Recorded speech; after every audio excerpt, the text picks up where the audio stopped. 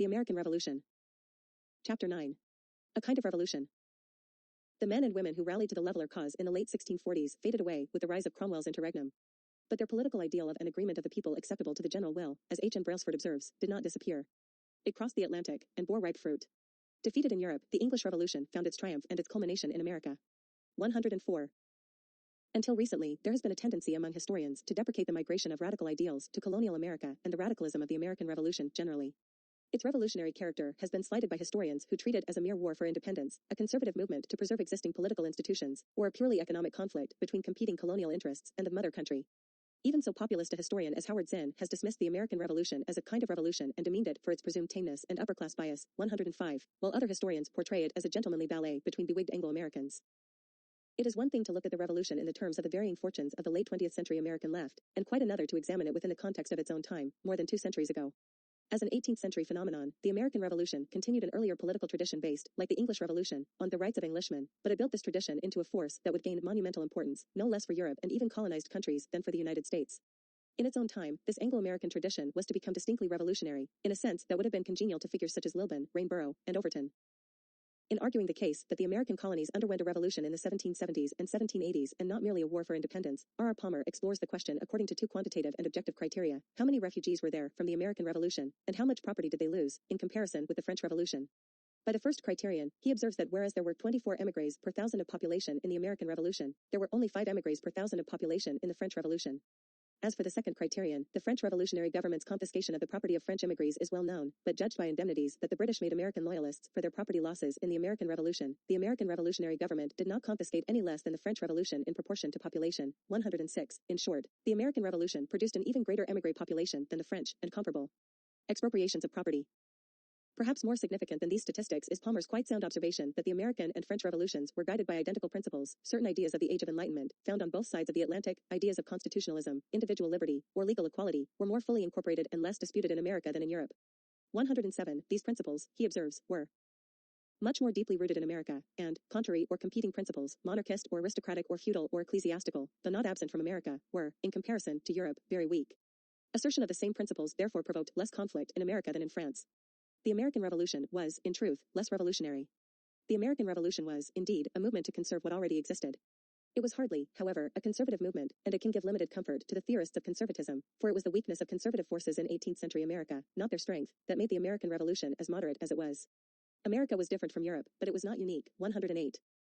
The less inflammatory character of the American Revolution can be attributed to the fact that American colonists had already been revolutionizing their society from the inception of colonization, some 2 centuries earlier. By the time hostilities broke out, they had come to regard their liberties as part of their patrimony. On the eve of the Revolution, many Americans had significantly less to fight about internally than revolutionaries in France, whose feudal past burdened them with an entrenched aristocracy, a fairly centralized monarchy, and a powerful clergy. The fact that American colonists generally accepted that 1/5 of the population were chattel slaves, that they waged genocidal wars against Indian peoples, and that colonial families were patriarchal may seem to belie Palmer's thesis and my own. But it is easy to forget that Americans were no different from Europeans in these respects. None of the imperialist European countries were gentle guardians of subject peoples, as witnessed the treatment of the Irish by the English, nor did any of them accord women political, legal, and economic equality. As for slavery, Napoleon, generally regarded as the crown defender of French revolutionary ideals from the late 1790s to 1814, restored slavery to the French colonies after the French Revolution had abolished it. In Europe itself, slave labor would have made no economic sense given the continent's high population density, in contrast to America, where labor was chronically scarce for centuries. The Americans, particularly the plantation owners who depended so heavily on field hands to cultivate tobacco and later cotton as their most important cash crop, were chronically short of labor and used white indentured servants, people who gained passage across the ocean to America in exchange for 5 to 7 years of work once they arrived, as well as blacks, for servile tasks throughout the colonial period. These facts do not in any way justify slavery, but they explain the reasons why it emerged in the specific context of colonial society. The English people in general acutely remembered that they had to force their monarchs to respect their rights that Frederick II of Prussia, Louis XVI of France, or Catherine II of Russia would have abrogated without a second thought. In this respect, as Palmer suggests, all the revolutions of the democratic era were in some sense conservative, for the revolutionaries asserted popular rights that they regarded as hallowed by tradition, against invasive or domineering innovations that would limit them. An appreciable radical literature of the English Revolution asserted that popular rights were Saxon rights, as we have already seen, which the Norman conquerors had presumably abridged following William's invasion of the island in 1066.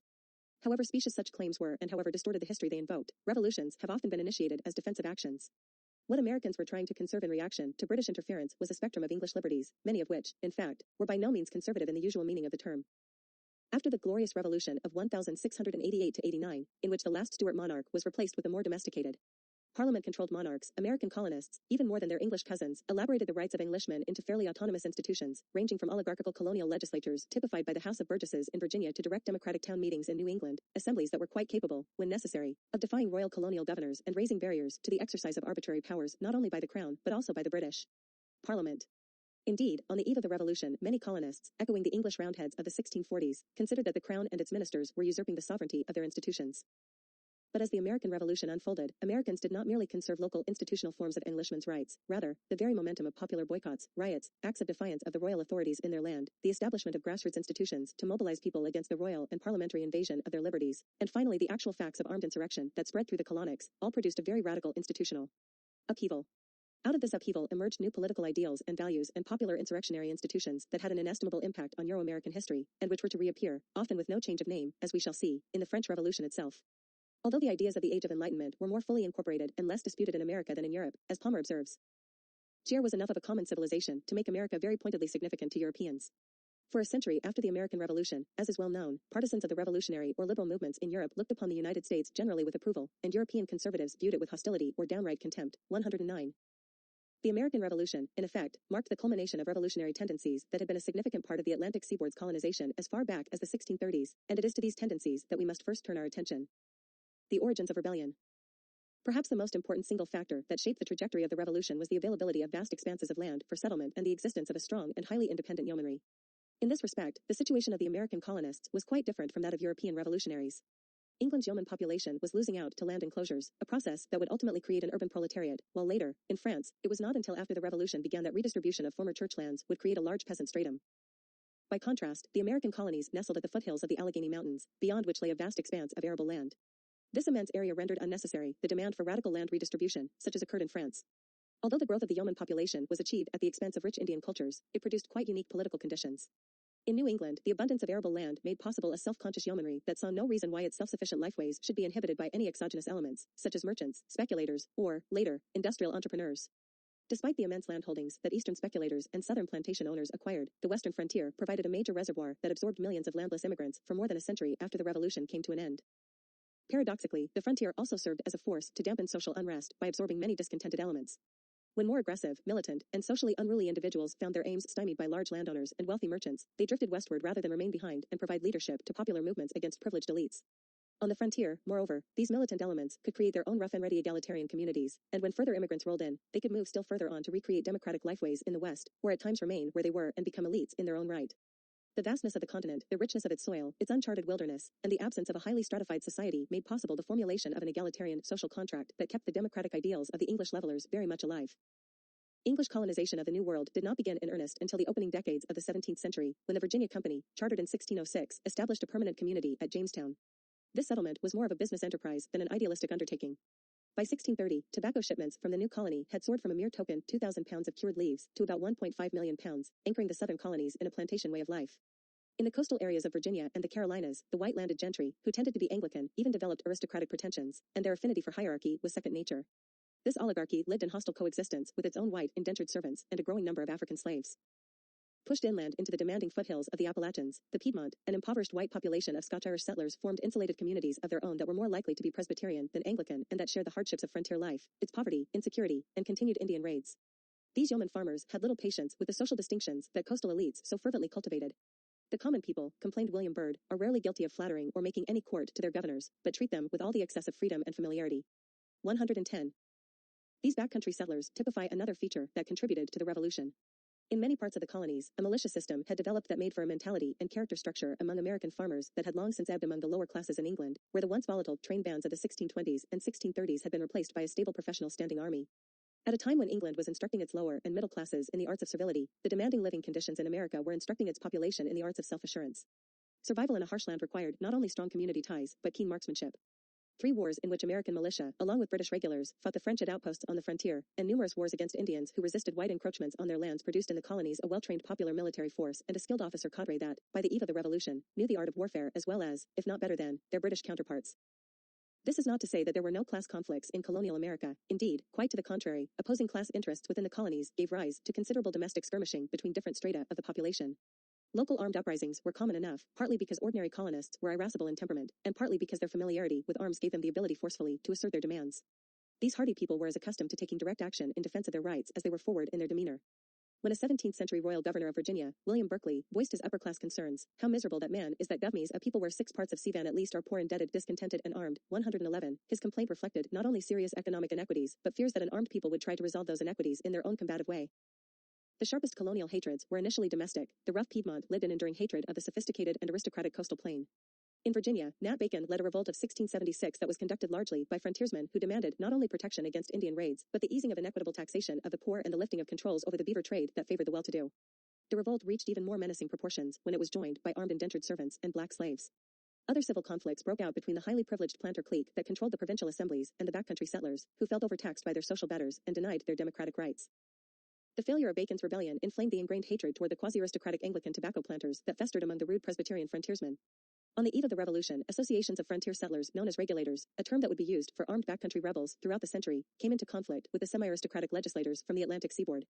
Such revolts would likely have become chronic throughout the colonial period had planters not imported ever more black slaves to provide the labor upon which the southern economy was built.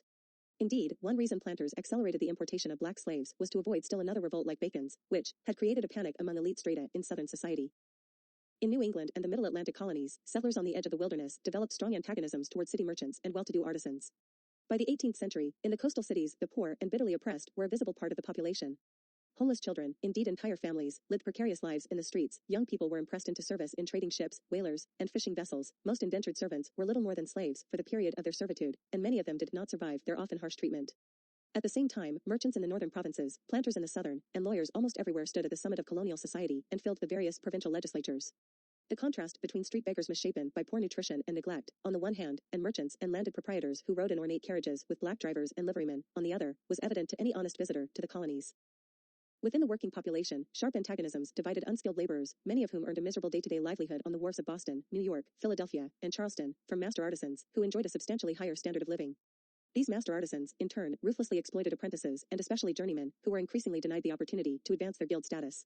Taken together, these economic strata, as well as indentured servants and slaves, tended to share a common hatred of the merchants, who formed the wealthiest class in the colonies as a whole. Moreover, the colonies themselves were very much at odds with one another.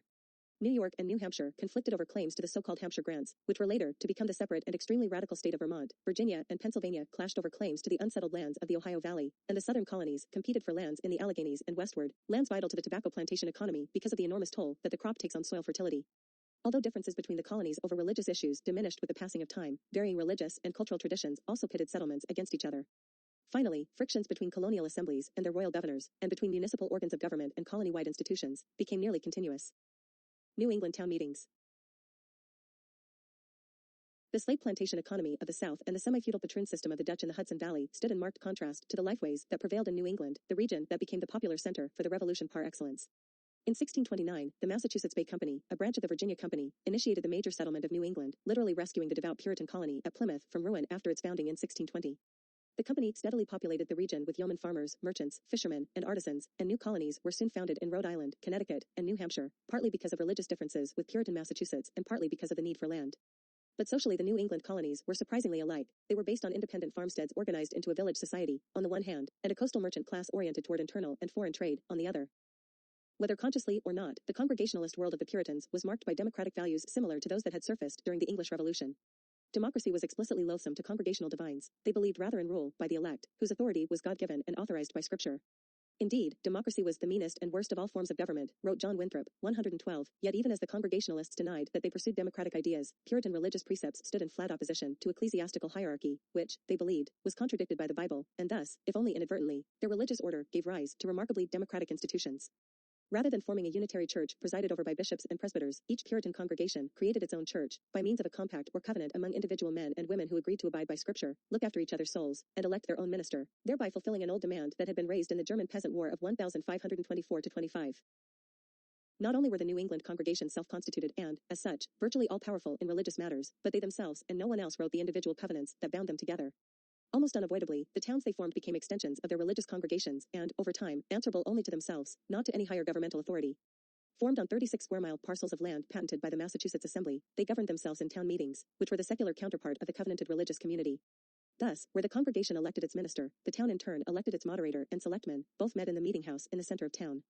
By 1641, the Massachusetts Body of Liberties recognized their legal existence and acknowledged their considerable autonomy in managing their own local affairs.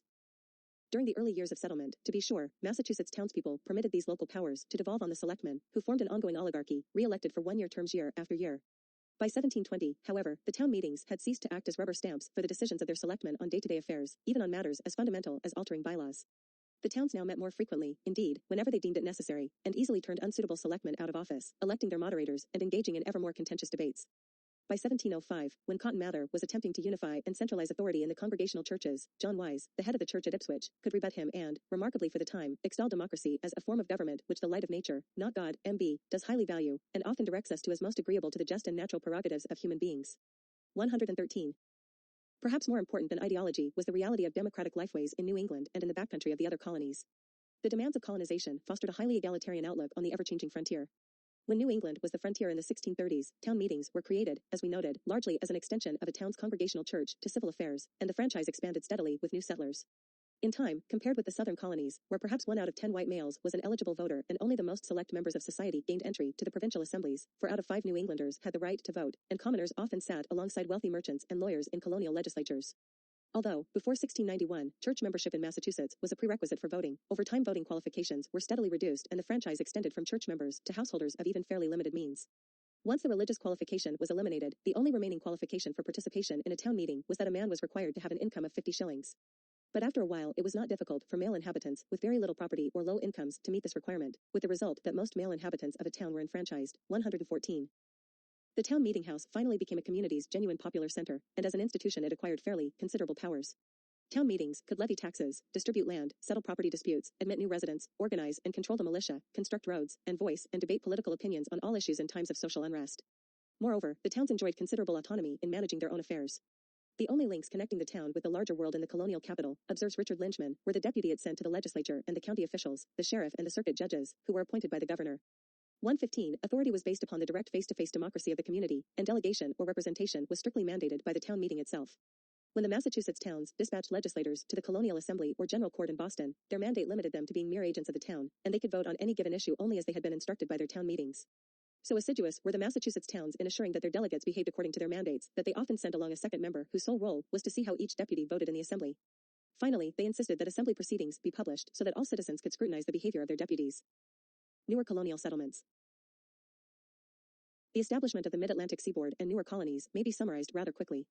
New York, initially settled by the Dutch for commercial reasons, was based on a patroon system whereby large landowners along the Hudson and Delaware rivers were allowed to exercise nearly feudal rights over their large estates, such as the right to appoint local officials and the authority to set up local courts. In 1664 New Netherlands was taken over by the English, who did not dismantle the Dutch system. Thus, a quasi-feudal society extended up the Hudson Valley and remained in place well into the Revolution, although, incongruously, the colony's famous port city of New York, formerly New Amsterdam, soon rivaled Boston as a center of business activity. Maryland was settled almost exclusively for economic purposes, and its well-to-do founders, like the Dutch patroons in the Hudson Valley, established a semi-feudal dominion structured around a class of manorial landlords with bond servants, tenants, and slaves interspersed with small but fairly independent farmers. Pennsylvania, initially chartered by William Penn as a haven for English Quakers, became the center for an extraordinary variety of religious immigrants, such as German Lutherans, Welsh Baptists, Scotch-Irish Presbyterians, and later Catholics and Jews. Philadelphia, in turn, became one of the most culturally vibrant of American cities, even though an oligarchy of Quaker merchants presided over its political life. New Jersey and the Carolinas were peopled by small farmers and manorial landlords respectively, and only slowly established a distinctive cultural identity, in the case of New Jersey, a highly varied and ambiguous one.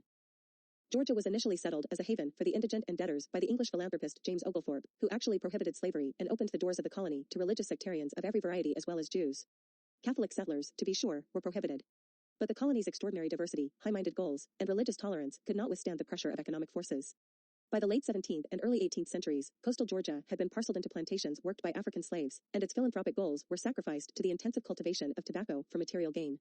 Like the Carolina Piedmont, its highlands became a turbulent backwater of largely indigent and indignant white farmers, from which angry regulators surfaced who engaged in ongoing social conflicts with the wealthy landlords. Initially, the 13 colonies were of 3 political types: corporate, crown, and proprietary. The New England colonies were corporate, which meant that they enjoyed considerable local autonomy, possessing their own charters and largely self-governing assemblies.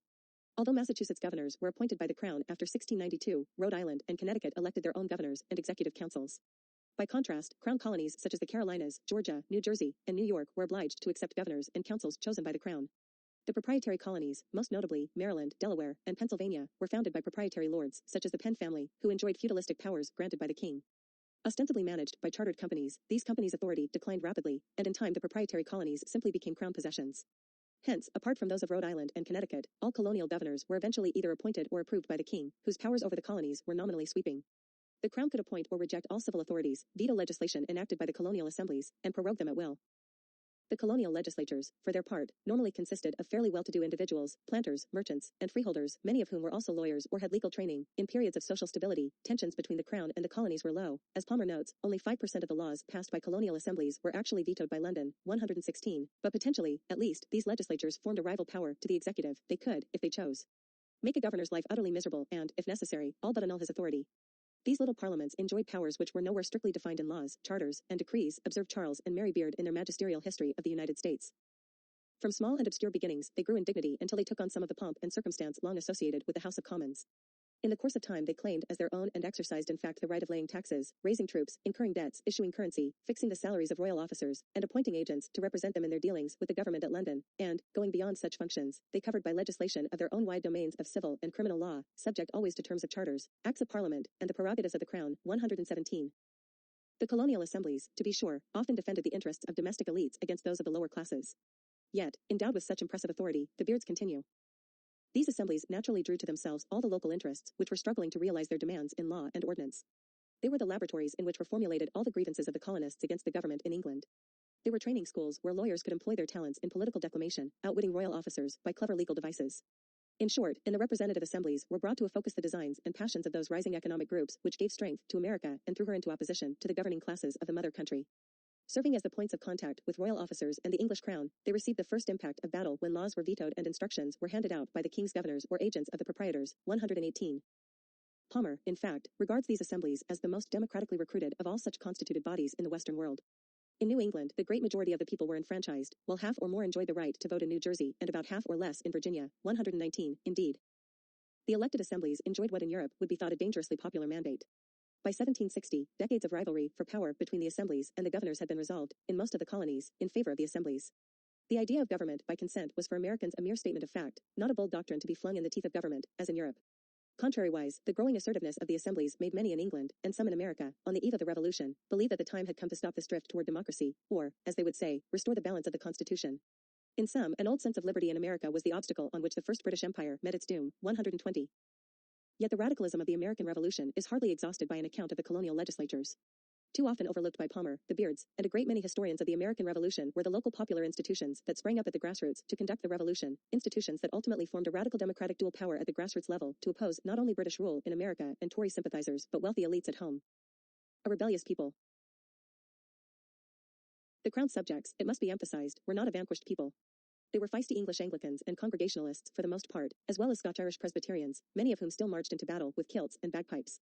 They included Dutch burghers, whose ancestors had fought Spanish oppression, Lutheran and Anabaptist Germans, whose radical traditions dated back to the Peasant War, and an array of fiercely independent backwoodsmen, who had been schooled in Indian wars and skirmishes with French adventurers.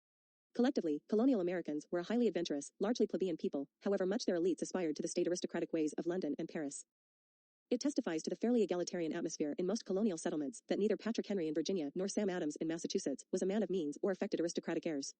Adams spent much of his time among the boisterous artisans and wharfsmen of Boston who provided the muscle for the chronic riots in the city, while Henry deliberately affected crude rustic manners, often speaking in the accent of a backcountryman rather than using the polished expressions of an urban dweller. He dressed carelessly, wearing cheap clothing that affronted his well-to-do peers. In fact, most upper-class British visitors found that a most disgusting equality prevailed in the colonies, and what differences in material means there were did not always produce differences in social status. 121. Nor were those who affected aristocratic airs necessarily of a deferential cast of mind. Andrew Burnaby, an English clergyman who traveled through Virginia in 1759, thought the young bloods of the province haughty and jealous of their liberties, impatient of restraint and, they, can scarcely bear the thought of being controlled by any superior power. 122. Such qualities were not conducive to the servility that most British aristocrats would have preferred in their American cousins. The colonial elites were made up of highly educated men. Virginia aristocrats gained a sound education in the ancient classics and political theory at the College of William and Mary, as did many of the revolutionary leaders of New England at Harvard College. Running a plantation, serving on the governor's council or in the House of Burgesses, according to Samuel Eliot Morison, and reading Cicero, Polybius, and Locke gave Virginians excellent training in statesmanship. 123. Nor were well-to-do colonials the only beneficiaries of an education. As early as 1692, every Massachusetts town was required to provide a free grammar school for each child in the community. The cities, cottages, and assemblies of the colonies had, in effect, produced a remarkably literate public, nurtured on regular readings of scriptures and law books, as well as the classics.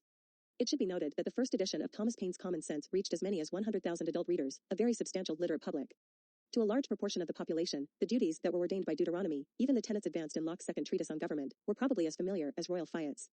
The assemblies of this people, be they town meetings or provincial legislatures, had trained them in the arts of polemic, legal discourse, and rational explanations for self-government. The town meetings in New England and colonial assemblies generally taught many American colonials how to govern themselves, especially locally, to an extent that would have astonished most continental Europeans of their day. Finally, the conflict between England and America emerged at a time when the Enlightenment was cresting in Europe and encompassing the New World.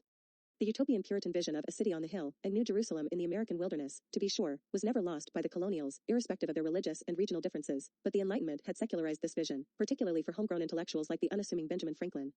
Franklin, it should be noted, had a European reputation as a savant. His scientific works, writings, and technical innovations won him international acclaim for his remarkable combination of intellectual and artisanal virtues. When he met with Voltaire in Paris and the two men embraced each other publicly, they produced a great ovation from the Parisians that should have signaled to England's arrogant rulers that they were not dealing with the American country dolts depicted in their snide cartoons. Least of all were they dealing with men and women who were willing to live in abject servility to the dull-witted king who had been installed on the British throne. A society, remarkably egalitarian for its time and outlook, if not in all of its institutions, had arisen that no longer deferred to petty hierarchical distinctions. Unknown to Parliament, the Crown, and even the royal governors of the colonies, British America had spawned a new kind of individual who was neither a rural naïve nor a craven subject, but an active citizen. What some 2 centuries of colonization had begun, British mercantilism and royal arrogance largely completed in the crucible of a revolution. Chapter 10. Colonial Resistance. There is little to show that the mother country was very motherly toward her American colonies. From the 1650s onward, British economic policy was overwhelmingly mercantilist in character, aimed at the accrual of a favorable balance of trade, in which raw materials flowed into England at the expense not only of commercial rivals but of the colonies themselves. In a mercantilist world, wealth and a sound commercial policy required the accumulation of bullion. Hence, the Crown sought not so much to expand as to control the market in order to acquire gold and silver, a policy that it often implemented by outright parasitism and commercial piracy. Britain's policy toward its American colonies, basically guided by the mercantilist ideas of the day, aimed not to foster their industrial development, but to pillage them of their resources. One of the most succinct statements of this policy was made by Sir Francis Bernard, an 18th-century governor of Massachusetts. The 2 great objects of Great Britain in regard to the American trade, Bernard observed, must be, first, to oblige her American subjects to take from Great Britain only all the manufactures and European goods which she can supply them with, and second, to regulate the foreign trade of the Americans so that the profits thereof may finally center in Great Britain, or be applied to the improvement of her empire. Whenever these 2 purposes militate against each other, that which is most advantageous to Great Britain ought to be preferred. 124. Indeed, from the early days of settlement, although southern agriculture flourished, British mercantile policies directed the slave-worked wealth into tobacco, rice, and indigo, exclusively for English markets and coffers. Credit supplied by English merchants to the plantation owners came with such crippling interest rates that many planters and their families were held in thrall to London merchants for generations. In addition to high interest rates, planters had to pay import duties at English ports, costs of transportation, commission rates to English salesmen, warehouse, inspection, insurance fees, and the like. To counter the soil exhaustion produced by the cultivation of tobacco, planters continually needed new land, a need that the Crown frustrated when it spitefully barred settlement west of the Alleghenies in 1763. According to the mercantile system, the colonists who reaped and exported these raw materials were not to manufacture anything that would compete with British industry. Rather, Americans were to be consumers exclusively of English manufactures. Yet colonial manufactures developed nonetheless, posing no trivial problem for British entrepreneurs. An estimated 70 ships a year were constructed in New England shipyards, followed by 45 in New York and Pennsylvania and 40 in the southern colonies, making an annual total of more than 150. Inland from the port cities, the colonies supported a growing number of small lumber mills, family-made and later community-made textiles, earthenwares, leather goods, and iron forges that yielded much-needed hardware, nails, kettles, hoes, spades, and guns.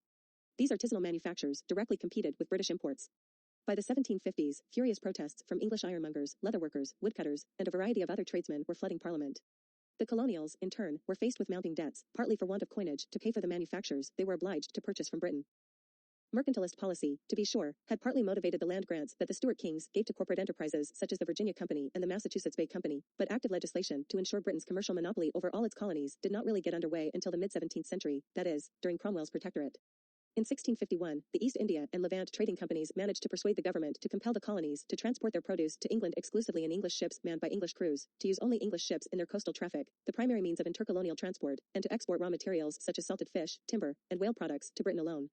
To this legislation, the first of the notorious Navigation Acts, more and more articles were added between 1660 and 1696, including sugar, tobacco, wool, rice, furs, lumber, iron, copper, indeed, virtually all exportable products from the New World. Barred from shipping goods to non-British ports, American ships were obliged to go first to British ports for their produce to be reshipped to markets elsewhere. Other legislation required colonials to purchase manufactured goods exclusively from England. Persistent attempts were made to limit or arrest colonial manufacturing, metallurgy, and even household weaving, lest they compete with similar English commodities. A Pennsylvania law to foster commercial shoemaking, a New York Act to develop sailcloth production, and a Massachusetts ordinance for promoting linen production, all were disallowed by the mother country. Other regulations had the effect of limiting intercolonial trade along the Atlantic seaboard. The Crown went so far as to inhibit Virginia's attempts to establish new towns, lest they become industrial rivals of English manufacturers. It is difficult to say how the sparsely populated American colonies would have reacted if the Navigation Acts had been strictly enforced, but they were not. For a century, a succession of wars with Britain's commercial rivals, the Dutch, Spanish, and French, in different coalitions with each other, kept the Crown too occupied to enforce its commercial restrictions on the colonies. American merchants, for their part, realized that if they were to prosper, they had to bypass these regulations by all means possible, otherwise they would be rendered completely subservient to British commerce. As it turned out, American infractions of the Navigation Acts were chronic. American ships traded freely with Europe, Africa, the Indies, and other areas, blatantly ignoring the acts. In fact, by the 1760s, smuggling had become a way of life for many coastal colonials. The population everywhere avidly protected its smugglers and even smuggled goods for political as well as economic reasons. Indeed, smugglers were among the most respectable businessmen in the colonies. After 1736, Thomas Hancock, the father of the rebellious John Hancock, made a fortune as a smuggler and earned considerable respect for his activities. The illegal commercial prowess of the northern colonies was especially notorious. A merchant would purchase sugar and molasses from the West Indies, and molasses from the French possessions in the Indies was considerably cheaper than that of the British possessions, which mercantilism constrained the Yankee traders to buy. Little wonder, then, that in 1763, 97% of the molasses imported into Massachusetts was smuggled. Once in New England, this molasses was processed into rum, which was then shipped to Africa, where it was used to buy slaves. These slaves were brought across the Atlantic to the Indies and the South, where they were forced to produce the sugar that was sent north to New England. This three-way pattern of trade generated large fortunes for Boston merchant families. Indeed, so great was the appetite of Yankee traders for commercial intercourse that they even supplied naval stores to England's enemy, France. The French, in turn, had replaced the Spanish as the hereditary enemies of the British, and their colony, Quebec, was an obstacle to English hegemony in North America. During the French and Indian War, which broke out in 1756, and in which Britain and France fought for domination of North America, American militiamen joined British troops, some with greater zeal than others, to defeat the French, who had induced Indians to harass the frontier colonists. Britain finally cowed France on the plains of Abraham outside of Quebec City in 1759, neutralizing France as a colonial power in North America, and the 1763 Peace of Paris now left the British alone, face to face with their colonial subjects along the Atlantic seaboard. American colonists now had no other major European adversary to confront but England, which soon became the greatest impediment to the exercise of their liberties and to their trade. In fact, the 7-year-long war had provided Americans with considerable profits. To the British, however, it had been very costly. Parliament, which regarded the conflict as a benign and self-sacrificing struggle waged to protect American settlements from French and Indian attacks, felt that it was time for the Americans to provide at least some recompense to the Crown. The Navigation Acts, which had been all but dormant since their passage during the preceding century, were now enforced, and with increasing vigor. The Americans, in turn, were little disposed to comply with them. They remembered all too well the numerous wars they had fought against the Indians in which Britain had provided them with no assistance, and they chafed at the disparaging attitudes that the British regulars had held toward the rough American militiamen who fought with them against the French. This dissension was complicated by the assent of a stubborn, strong-willed, and, as it turned out, mentally unsound monarch, George III, who became the most politically intrusive of the Hanoverian kings of Britain. Although the Glorious Revolution of 1688 had assured supremacy to Parliament in the all-important matters of policy and finance, it had not clearly defined the full range of the monarch's authority. English kings could still appoint and dismiss ministers, use patronage to corrupt Parliament, and play an active role in colonial policy. The difficulties in adjusting the authority of the monarch to the power of Parliament were further complicated by the fact that the Earl of Bute, the new king's tutor, mentor, and a privy councillor, believed in the supremacy of the monarchy over Parliament, a view his young royal student thoroughly imbibed. Britain's economic need to cover its war debts by taxing the colonies was thus reinforced by the monarchy's political need to create a more authoritarian regime at home and abroad. Where once Britain had administered its empire with laxity, indeed, with benign neglect, the Crown now took determined measures to expand and centralize all colonial administration under monarchical rule. The new stridency in Britain's policy toward its empire occurred precisely at a time when the French were driven from North America, as has been noted, and the need for the mother country to aid the colonies had all but disappeared. The colonies, in fact, had developed into 13 de facto independent nations, each with a potential for economic and demographic growth that seemed enormous. More forward-thinking American colonists knew that they had to achieve home rule, juridically, even though they had already achieved it in almost all other respects de facto, and, without saying as much, they seemed to be convinced that the logic of colonial development ultimately led to outright independence from Britain. Yet the policies followed by British Tories, conservative Whigs, and certainly by George III and his court cabal tried to expand not only the economic but also political sovereignty of England over the colonies. The growing arrogance of the court and the Tory parliamentarians was heading into direct collision with greater colonial self-assertiveness and self-confidence, two radically opposing trends that, if it continued, could lead only to a war for independence. Resistance to taxation. When the British undertook to rigorously enforce the Navigation Acts, the task of enforcement fell to the new Tory Prime Minister, George Grenville, who, anticipating popular resistance to his policies, stationed an intimidating force of 10,000 British regulars in colonial ports. Adding to this extremely provocative step, Grenville in 1755 allowed duty collectors and soldiers to use warrants called writs of assistance that enabled them freely to search ships, wharves, warehouses, retail outlets, and even homes for smuggled goods. The highly arbitrary way in which the searches were conducted, often on the merest suspicion of smuggling and sometimes even maliciously to harass unfriendly colonials, produced a far-reaching impact on the already restive Americans. Nothing seemed more outrageous than the freedom that the troops acquired to break into and search any kind of domicile. Riots broke out, soldiers were pelted with rocks, known British sympathizers were insulted, and those who favored the Crown's policies were targets of unremitting anger. To most Americans, the writs were seen as outrageous affronts to traditional popular claims of the rights of Englishmen. In response, the Grenville ministry adopted only faint conciliatory half-measures, which served only to reveal its weakness without allaying public anger. It lowered duties on coffee, various wines, and other items, while enforcing the collection of existing duties all the more rigorously and clumsily. When some colonial assemblies tried to issue paper money for local trade, owing largely to the lack of metallic currency for domestic use, a problem that, as has been noted, stemmed from the need of Americans to pay their debts in coin to their English counterparts, the ministry flatly prohibited such measures, a prohibition that could serve no purpose other than to assert the authority of the British pound, and with it the power of the Crown to regulate colonial economic life. Matters were worsened further when, in 1763, the Grenville ministry drew a boundary line along the watershed of the Allegheny Mountains, proclaiming all lands to the west closed to colonial settlement. Ostensibly, this proclamation was intended to remove any causes for Indian uprisings, which the ministry, lacking funds, complained it could not suppress, and, more provocatively, to retain the wilderness as a source of fur pelts. Few of the colonists, however, doubted that the ministry was trying to emphasize the serious consequences that would befall the Americans if they failed to pay duties to the Crown. The proclamation line, as it was called, was made to be ignored. To observe it would have proved fatal to the tobacco planters, who needed fertile soil to keep the southern economy alive, and landless or land-poor settlers saw it as an intolerable obstacle to the carving out of farms beyond the mountains. The main effect of these policies was to turn illegal behavior into a general way of life in the colonies and to increase the disrespect for the Crown and its representatives that people felt throughout America. The monarchy and its supporters, to be sure, could still count on the traditional loyalties that colonists felt for the mother country and on disunities that existed between the colonies themselves. But nothing could have raised colonial anger or fostered a conscious drive for home rule more effectively than the Grenville ministry's measures, its endless nuisance duties, its attempts to challenge the freedom of colonial legislatures to promote local interests, and its prohibition of Western settlement. At length, on March 22, 1765, the Grenville ministry finally imposed a fiscal measure that definitively brought more colonists in common opposition to its policies, namely, the notorious Stamp Act. Colonists were now obliged to affix stamps on a whole array of documents necessary for daily life, not only on wills, deeds, contracts, licenses, and the like, but also on pamphlets, calendars, newspapers, and even dice and playing cards. Without such stamps, which were sold by government-appointed individuals, legal documents were no longer valid, indeed illegal.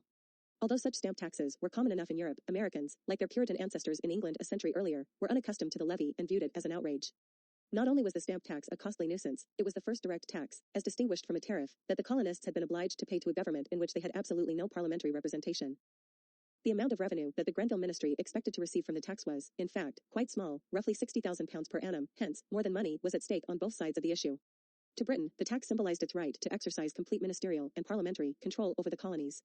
The Americans regarded the tax as a direct challenge to the right of their own colonial legislatures to control the purse. The crying no taxation without representation was similar, in principle, to the opposition that John Pym and other parliamentary leaders had voiced generations earlier to Charles I's arbitrary imposition of ship money and other levies without the consent of the House of Commons. Americans saw the tax, in effect, more as a political challenge to the rights of a free people than as a major economic burden. Their hostility focused more on the political logic of the stamp tax than on the economic costs it entailed. Opposition to the Stamp Act united colonists across all social lines, southern planters who were heavily indebted to British creditors, northern colonists who were harassed by trade restrictions, artisans who chafed under the limitations on manufactures, and backwoodsmen who resented any settlement restrictions.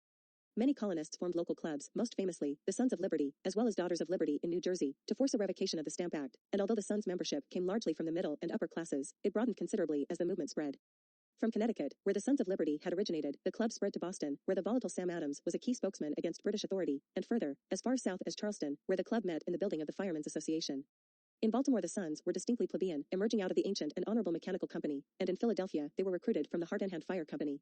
More and more, the Sons became a movement of artisans and laborers, or of mechanics, as well as tradesmen, professionals, planters, and yeomen. Whenever an attempt was made to implement the act, the Sons organized large and repeated demonstrations in the streets of towns and cities, many of which ended in seeming riots. Yet as Jesse Lemish points out, the riots showed that the mob had begun to think and reason underscore their riots were really extremely orderly and expressed a dear purpose. Again and again, when the mob's leaders lost control, the mob went on to attack the logical political enemy, not to plunder. They were led but not manipulated. 125. The enormity of the popular American reaction against the Stamp Act, in crowd actions, popular meetings, and fiery denunciations, may well have astonished the ministry and its supporters. Stamp tax collectors were tarred and feathered, and places that sold the stamps were burned to the ground. In Boston, Governor Thomas Hutchinson's mansion was completely sacked. When the colonial militia were called out to suppress the riots, they flagrantly refused to obey the orders of the authorities. Crowds rioted against attempts not only to impose the measure, but even to acknowledge its legitimacy, and they did so with a fury that finally caused the Grenville ministry to repeal the act. Once again, the ministry had overstepped its capacity to curb the colonies, but the repeal of the Stamp Act, far from allaying colonial resistance, served only to chum up popular sentiment against British authority on an unprecedented scale. With incredible fatuity, Parliament fed this resistance to its authority even more by passing the Declaratory Act, which affirmed the House's absolute right to inflict any legislation it pleased upon the colonies in all cases whatsoever. With this ominous clause, Parliament transformed a formerly loosely held empire into a tight unitary state, transforming itself into a tyrannical central government over the colonists. Parliament now felt free to billet troops in the homes of ordinary colonial citizens, demand recompense for damages that resulted from riots against the stamp tax, and centralize its authority to collect duties in a powerful board of commissioners. When the New York Assembly attempted to resist the billeting order, it was summarily dismissed by the home government. The notorious Townshend Act of 1767 that followed placed a new series of tariffs on a wide variety of goods that the colonists were obliged to purchase from Britain, including lead, glass, paper, paint, and tea. The act created a furor. Its passage led not only to the usual riots and acts of defiance on the part of colonial legislatures, but significantly to the formation of a wide-ranging network of committees to enforce a general colonial boycott against English goods. In February 1768, Sam Adams, on behalf of the Massachusetts Assembly, drafted a circular letter to other colonial legislatures that called for the mobilization of intercolonial united resistance to the duties, bluntly asserting that colonies ruled by crown-appointed governors were not free. When Governor Hutchinson ordered that the circular letter be withdrawn, the Assembly flatly refused and was immediately suspended. Moreover, as Hutchinson angrily wrote to London, every town, in Massachusetts, is a body corporate but without any form of government and absolute democracy which exists hardly anywhere else, all being upon a level. The town of Boston is an absolute democracy. 126. In fact, Hutchinson's remarks were not far from the truth. Parliament and the court had opened the sluice gates of democratic sentiment in the colonies to an extent that had not been seen since the English Revolution more than a century earlier. As still further evidence of the home country's weakness, the ministry, faced with sweeping colonial resistance and an extraordinarily well-organized boycott, repealed the Townshend tariffs on all the listed items except tea. When, in the face of continued disorder, the government threatened to send troops to Boston, the Boston Town Meeting flatly declared on September 13, 1768, that to maintain a standing army among them without their consent in person or by representatives of their own free election would be an infringement of their natural, constitutional, and charter rights, and the employing of such an army for the enforcing of laws made without the consent of the people, in person or by their representatives, would be a grievance. 127. Inasmuch as the Assembly was still suspended, the more radical Boston Town Meeting, guided by Sam Adams and his colleagues, called on the other Massachusetts towns to send delegates to a new convention for the following week, a call which most of the towns eagerly answered. Almost under the very eyes of the British Army, the delegates assembled at the usual meeting place of the suspended Assembly for what necessarily turned out to be a short meeting, but not without declaring their firm opposition to a standing army, after which it quickly adjourned. Nor should the brevity of the convention be allowed to belie its significance. It showed that the towns alone could meet in an extra-constitutional assembly, even when the regular assembly was dissolved, thereby claiming the right to exercise sovereign power over themselves and for the public interest. To reinforce troops already billeted in American homes, 2 British regiments were nonetheless sent to Boston. Adams shrewdly advised Bostonians not to provoke the soldiers. The time was not right, he warned, for a direct confrontation between ordinary citizens and regulars. This request was honored in sullen quietude. But it was a situation that could not last.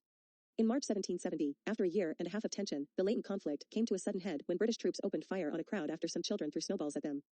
5 citizens were killed and 6 wounded.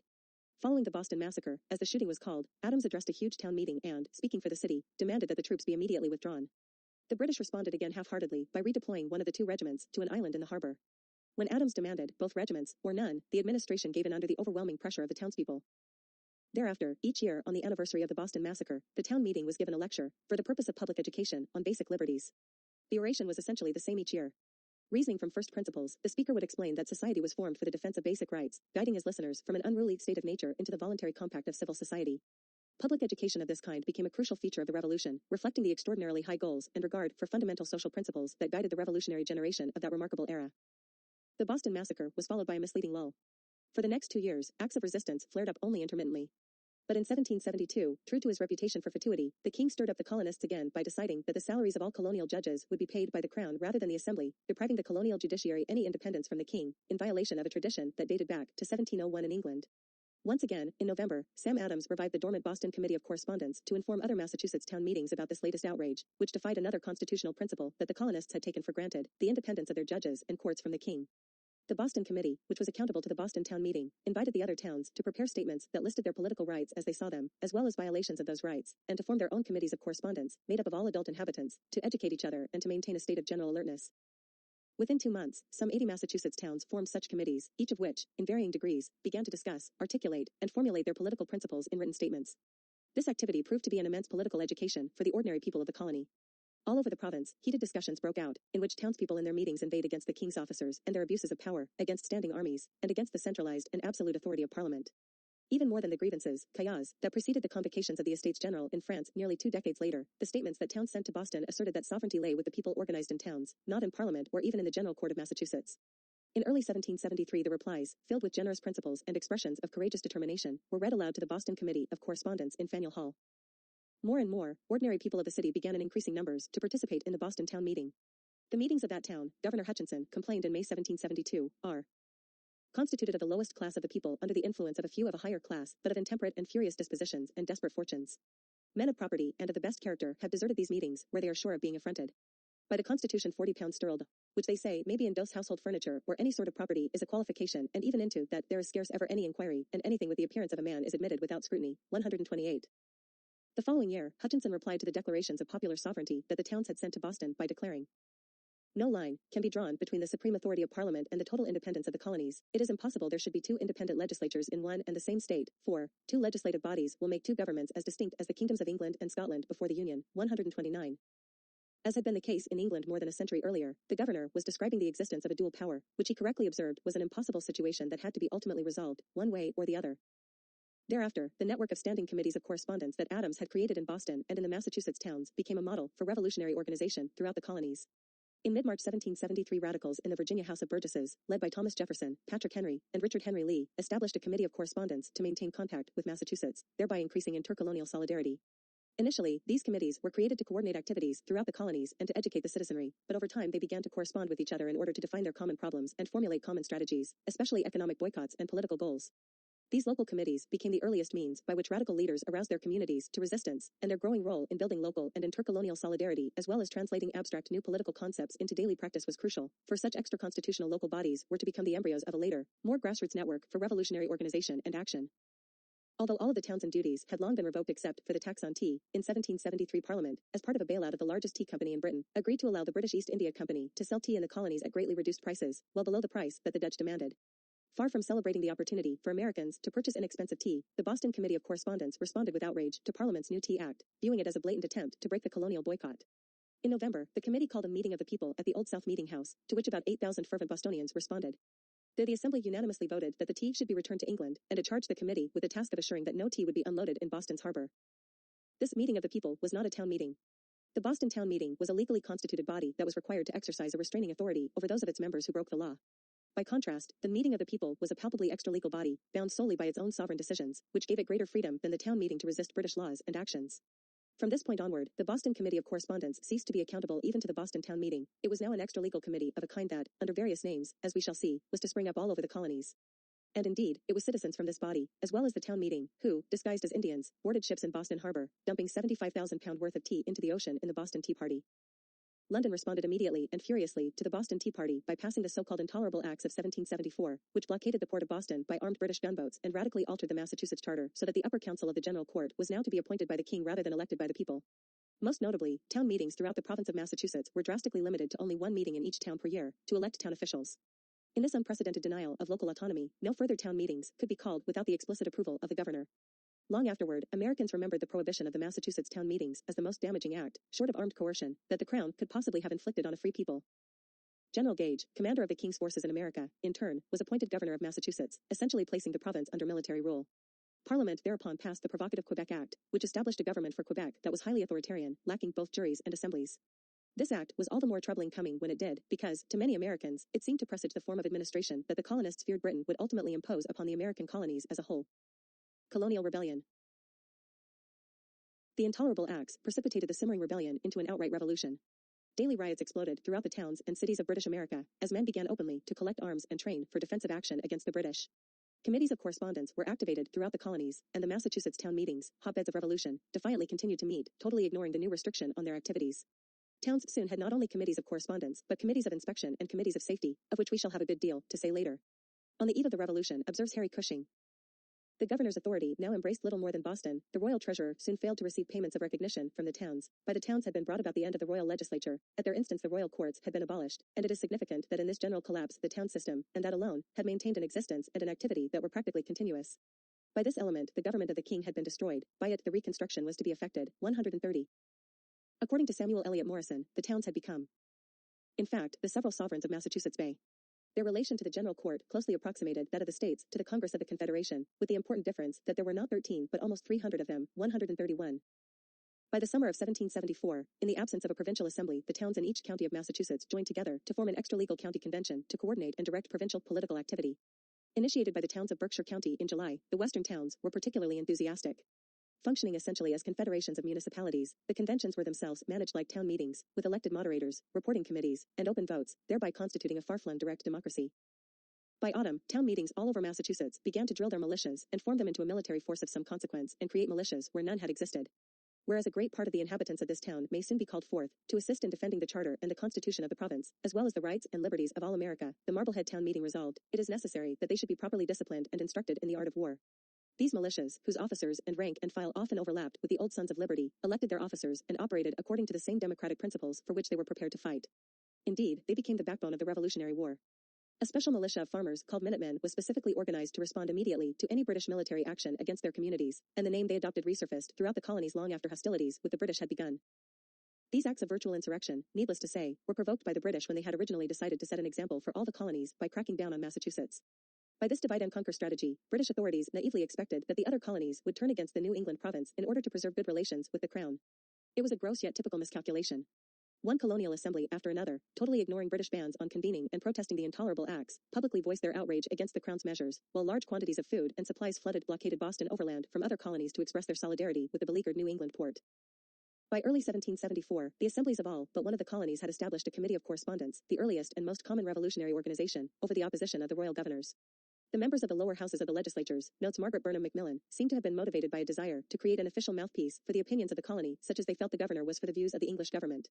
132. In the summer and fall, many provincial governors tried to shut down their provincial assemblies, fearful that their members were inflaming public opinion against Britain's suppression of colonial rights. When the governors refused to call the assemblies back into session, many committees of correspondence provocatively took it upon themselves to convoke them. Thus, when the governors of New Hampshire and North Carolina dissolved their provincial assemblies, the committees of correspondence in those provinces simply summoned them back into session, essentially displacing the governors as the executives of the colonies. In South Carolina, the lieutenant governor had planned to prorogue the provincial assembly at 10 o'clock on August 3, 1774, but the assembly convened at 8 o'clock, because of the heat, and carried out its business quickly since its members were all in agreement with each other. By the time the governor prorogued it at 10, it was too late, its legally binding decisions had already been made. 133. As the grassroots power, legal and extra-legal, began to grow, attempts by British authorities and colonial governors to dissolve the assemblies had less and less effect. Not only were committees of correspondence insisting that the provincial assemblies reconvene, but they began to supplant their legislative role and took over many of the executive and judicial activities of the provincial government. In Massachusetts, Gage refused for months to call the General Court into session. At length, in October, the First Provincial Congress, an extra-legal, revolutionary legislature, was organized in Massachusetts, to which the county conventions ceded their leadership of the revolution. This was the first of such outright revolutionary provincial congresses, or conventions, to be formed throughout the colonies. The regular provincial congresses now began to assume legislative and executive duties that hitherto had belonged entirely to the domain of the royal governors. Like the county conventions that had preceded them, the provincial congresses freely enacted revolutionary legislation, organized new militias or reconstituted older ones into revolutionary forces which elected their own officers, and began to take action against the loyalist Tories. As the Massachusetts Provincial Congress was to recognize, the ultimate source of power lay in the towns and town meetings. It is important to emphasize the dynamics of the municipalities' revolutionary development, the enormous impetus they gave to the uprising, their role in restructuring the old colonial assemblies into the new, more democratic ones, and the coordinating role of popular local committees. In addition, the colonies exhibited an extraordinary capacity to network, confederate, and empower various institutions on all social levels, many of which had been in existence for generations. Often, the revolutionaries changed very few of the local bodies that had been created during the early days of the colonies. They shrewdly restructured them, expanding local powers at the expense of the provincial institutions and those of the provincial institutions at the expense of the Crown and British Parliament. The Continental Congress. By now, the time had come to assemble a Continental Congress to coordinate the efforts of specific provincial and local struggles, although the source of the original call is not known precisely. According to many accounts, after the Virginia House of Burgesses was dissolved for supporting Boston, the members reassembled at the Raleigh Tavern in Williamsburg to issue a call for a general or continental assembly of representatives from all of the colonies. Carl Becker cites the New York Whigs, mainly conservative merchants, as another source. The Whigs, who valued their trade with Britain, appear to have believed that they could evade the need to respond to Boston's appeal for a Congress to boycott all British goods. Indeed, they presumably intended to preempt the appeal by convening a Continental Congress that they could dominate, reducing its action to a humble petition for redress by the Crown. In any case, the First Continental Congress that met in Philadelphia on September 5, 1774, was no mere conservative oligarchy. It was composed of delegates from the provincial assemblies and, in the 6 colonies where assemblies no longer existed, from local committees of correspondence and other extra-legal bodies that had been defiantly elected by ordinary citizens. Wherever such a revolutionary group selected the delegates, Macmillan observes, they chose them from among the more radical Whigs, or Patriots. 134. As a result of this selection process, for the first time in many colonies, the backcountry yeomen received their rightful proportion of delegates. To the radicals of Massachusetts and Virginia, the prospect of being assembled in one place was a source of unrestrained rejoicing. Richard Henry Lee of Virginia exulted that the colony's political salvation lay with Massachusetts, and Paul Revere, who received a hero's welcome, arrived bearing the resolves passed by the Suffolk County Convention, which called for an end to all intercourse with Britain. The radicals immediately banded together to press for the Continental Congress to adopt a similar, binding resolution. No doubt, because of the equal representation that brought many backcountry farmers to the Congress, the radicals prevailed, to the utter consternation of the conservative Whigs. To enforce non-intercourse, the Congress bound the separate colonies together into a continental association to boycott British goods, ending all importations from the mother country almost immediately and, if Britain failed to comply with colonial demands, completely prohibiting the exporting of American goods to Britain. Although the radicals carefully avoided pronouncing the word independence, except, perhaps, to deny that they sought it, this Continental Congress and the one that met the following year passed a variety of resolutions that essentially amounted to a de facto break with Britain. They created a new government for each colony, mobilized a continental army, formed an intercolonial confederation, and opened American ports to trade with the entire world. For the New England townsmen, the Continental Congress had still another, indeed broader meaning. Clearly, self-government had been bred into their bones and sinews, and when it was usurped, they knew they would rebel. For much of the colonial period, the towns themselves had been fairly insular, preoccupied mainly with their own purely local affairs. Now events on a larger, indeed international, scale swept them up and thrust far-reaching responsibilities upon them. Nor was the Crown unmindful of what the Congress meant for British authority in the colonies. To the news that a Continental Congress was convoked, the King responded, "The die is now cast. The colonies must either submit or triumph." Parliament, keeping apace with the statement, declared Massachusetts to be in a state of rebellion and proceeded to arrange for the transportation of more troops to America. The events that followed are part of the American national tradition. On the night of April 18, 1775, General Gage, now governor of Massachusetts, convinced that he could quell the rebellion in one bold action, dispatched 800 troops to Concord, 18 miles north of Boston, with orders to seize the military stores that the colonials had collected in the town, and then proceed to Lexington to arrest two important Massachusetts leaders, Sam Adams and John Hancock. Warned by advance riders that the British troops were on the move, Minutemen began sporadically to engage them along their entire route. Finally, after suffering losses of more than a third of their complement in pitched battles at Lexington and Concord, the British were forced to retreat toward Boston. American losses numbered only about 90. It was a humiliating defeat for a highly disciplined contingent of professional troops against presumably raw, untrained farmers. Whether they were conscious of their actions or not, the American colonies had initiated a revolution whose values, organizational forms, ideals, and even vocabulary would be echoed in democratic revolutions around the world. Chapter 11. Revolutionary Ideology. When the American colonists rebelled against rule by the British, there was as yet very little of a conscious revolutionary tradition with which they could identify and to which they could appeal. The radical aspects of the 1640s in England were little known to the people at large. What the revolutionary intellectuals were acutely aware of, however, was an ongoing decline of liberty throughout the world. Nearly everywhere, they believed, people had known only tyranny. Only a few societies had ever been able to enjoy liberty for any length of time, notably, ancient Athens, the Roman Republic, the Swiss Confederacy, the Dutch Republic, the Venetian Republic, Sweden, Denmark, pre-Norman England, and post-1688 England. In these societies, virtuous and sturdy citizens had lived the cherished simple and patriotic lives devoted to justice and individual liberty that Americans identified with freedom. 135.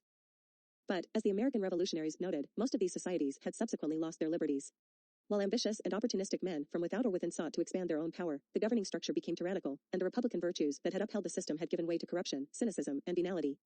Thus, Athens had fallen to Sparta and later, to Alexander's Macedonian Empire. The Roman Republic, whose history fascinated American political theorists, as it did the French, had degenerated into a tyrannical and blatantly corrupt empire. The Swedish people, once free, were now subjected to monarchical tyranny. Denmark's parliamentary freedoms had been destroyed in the previous century, as the result of a corrupt nobility and a standing army, and Venice, formerly a republic, was now ruled by a cabal of despots.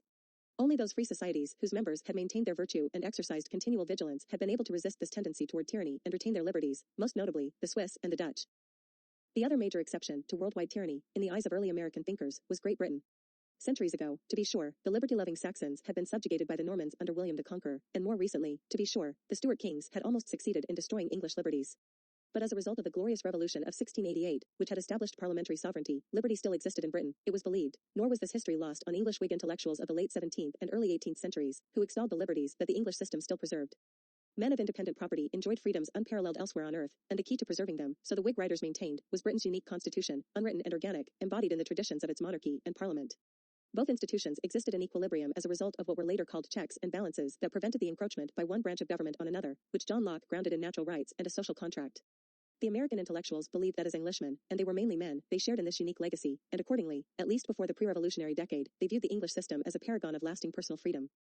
But in the 1720s, a number of oppositional intellectuals in England realized that this system, so extolled by earlier Whig intellectuals like Locke, was a sham. The equilibrium of court and parliament within the English system had gone awry. The king and his ministers were becoming all too powerful and were threatening to usurp the privileges of parliament.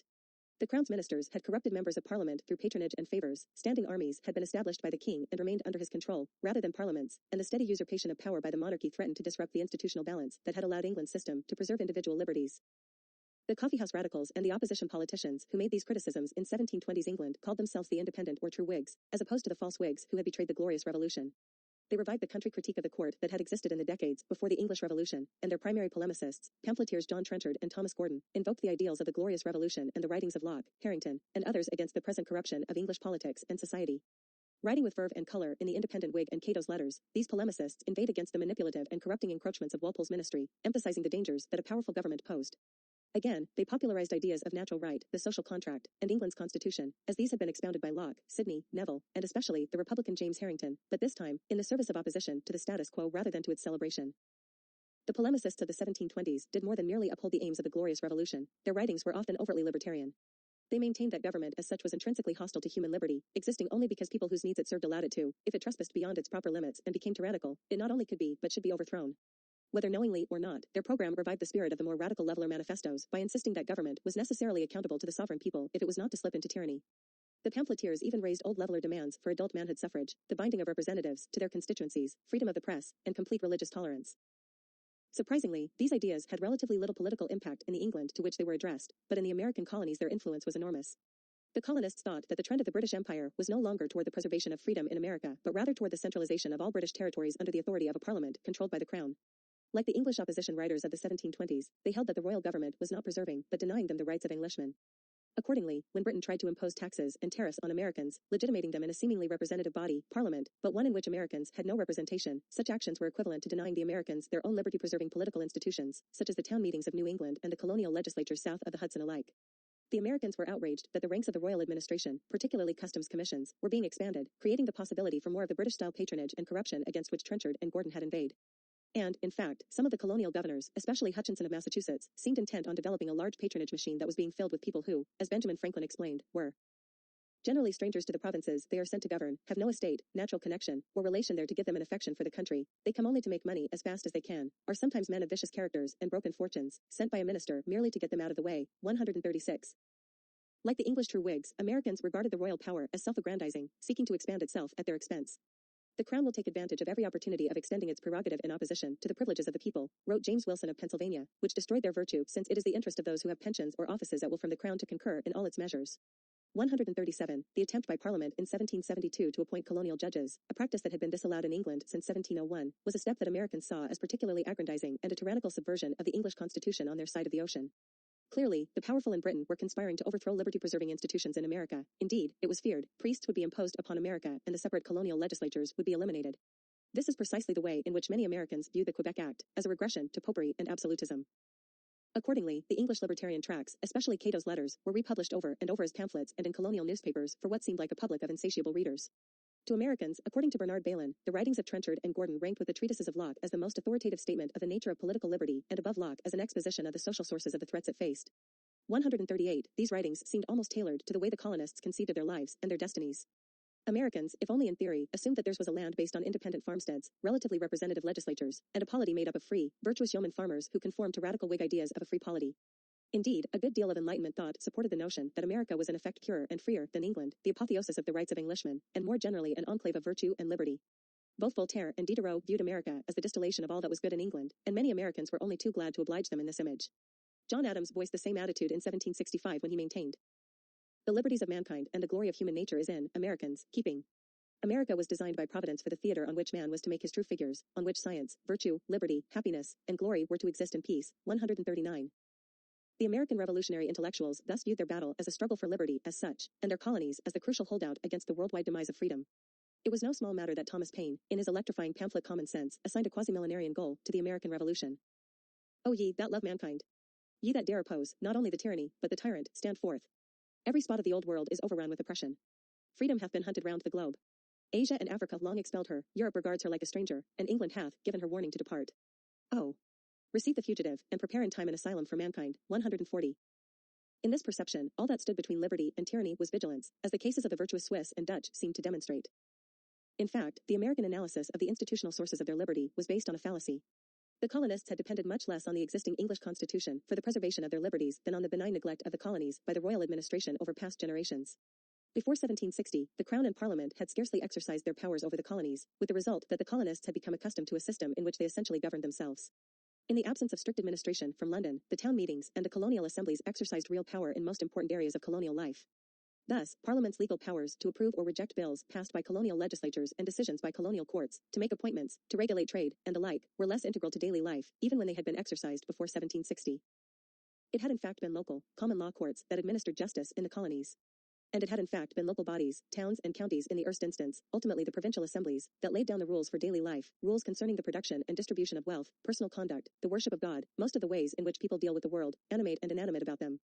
And these same bodies had been the ones accustomed to tax. Monies had of course been collected by the home authorities, but they had been fees, dues, and rents, charges, for the most part, incidental to the regulation of overseas trade, not taxes. The power of taxing, from the earliest years of settlement, had been exercised by the representative assemblies of the various colonies, and exercised without competition, indeed with encouragement, from England. The condition of British America by the end of the 7 Years' War was therefore anomalous, extreme decentralization of authority within an empire presumably ruled by a single, absolute, undivided sovereign, 141. Under such circumstances, the English Constitution was scarcely relevant to American liberties, and when they began their revolt against Britain, the Americans found that the social and political order that they were constructing exhibited relatively little resemblance to the much apotheosized Glorious Revolution. Whether knowingly or not, they were reviving the demands that the levelers had made in their very first agreement of the people, sovereignty of the people, if only by developing and enlarging the scope of institutions they had established under the neglect of the British authorities across the Atlantic. Paine's common sense. Nevertheless, at the time when hostilities broke out between the colonies and Britain, many patriots remained devout monarchists who thought they were merely trying to rectify abuses of power on the part of a flawed king and his ministers, even as George III was declaring them rebels and obliging them to fight their English cousins in red coats. The armed conflict went beyond mere skirmishes at the Battle of Bunker Hill, actually of Breed's Hill, on the outskirts of Boston on June 17, 1775, the first organized encounter of British regulars with New England militiamen on a large scale. The British victory was a Pyrrhic one. More than 1,000 dead and 2,200 wounded fell against entrenched Americans, who lost only 441 out of an estimated 3,200. In selecting George Washington to command the 15,000 militia who formed the United Colonial Forces, the Continental Congress showed unerring judgment. The wooden image that Americans commonly hold today of this gallant man does him little justice. Washington commanded a force of his own during the French and Indian War, during which time he exhibited exceptional qualities as a military strategist. He was a man of immense personal courage in combat situations and a devoted leader of his troops. In the early period of the war, the Continental Army, that is, the army in which Americans enlisted as regulars, and local militias tried to outweed rather than recklessly confront the relatively sluggish but well-trained, well-equipped, and sizable army of British regulars. Once the colonial forces were routed in the New York City area, which remained in British hands until the end of the war, Washington's tactics alternated between retreats designed to preserve his small army from total destruction and limited surprise attacks that threw the British commander, General William Howe, off balance. After these months of armed conflict, with bloody bodies left on battlefields, increasing numbers of American colonists began to abandon any allegiance to the monarchy. Many who had continued to favor America's association with Britain lived in the vain hope that the mother country would maintain a basic respect and affection for its colonies, a hope that was finally shattered by the news that the Crown had hired 20,000 Hessian mercenaries to fight against its own colonial subjects. So devastating to loyalist arguments was the deployment of foreign mercenaries that even many committed monarchists were outraged, and for many loyal colonists the bond between ruler and subject was revealed as a sham. In January 1776, Tom Paine's stirring pamphlet Common Sense dearly formulated the still inchoate but increasingly hostile sentiments of the colonials into a flat rejection of the notion that the English Constitution, with its king and parliament, could conform to American conceptions of liberty. Contrary to more than a century of English Whig thought, Paine argued, the balance of king and parliament constituted an outright threat to colonial freedom. Not only did Americans lack any representation in Parliament, but they could not feasibly obtain such representation in a body that met thousands of miles away. To restore balance in their relations with Britain was chimerical, Paine argued. Bluntly, Americans had to sever their ties with England and independently follow their own destiny. Contrary to the commonly held view that common sense merely inspired the Patriot Party to demand independence, Paine's pamphlet was actually a spirited argument for republicanism as such. The nearer any government approaches to a republic, the less business there is for a king, he militantly declared, 142, and it was not the king alone but the English system as such that was fatally flawed, the so much boasted Constitution of England, as Paine called it, which consists merely of two tyrannies, monarchical tyranny in the person of the king, and aristocratical tyranny in the persons of the peers, a system that merely relies on the oligarchical House of Commons to create the illusion of true representation. The idea that the Constitution is a union of three powers reciprocally checking each other, Paine wrote, is farcical. 143. Tyranny was endemic to kings, argued Paine, they naturally tended to expand their own power.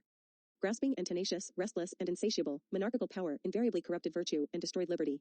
Like the leveler Thomas Rainborough, who had invoked the natural rights of the individual in the Putney debates almost a century and a half earlier, Paine too invoked natural rights in formulating his case against monarchy. The exalting one man so greatly above the rest cannot be justified on the equal rights of nature. Further, for all men being originally equals, no one by birth could have a right to set up his own family in perpetual preference to all others.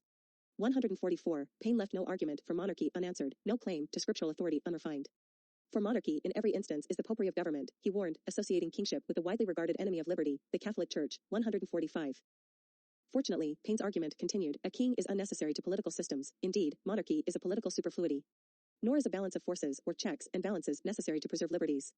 In fact, he continued, the source of the liberty-preserving elements of the English Constitution has been misidentified. The liberties of England, such as they are all wholly owing to the Constitution of the people, and not to the Constitution of the government.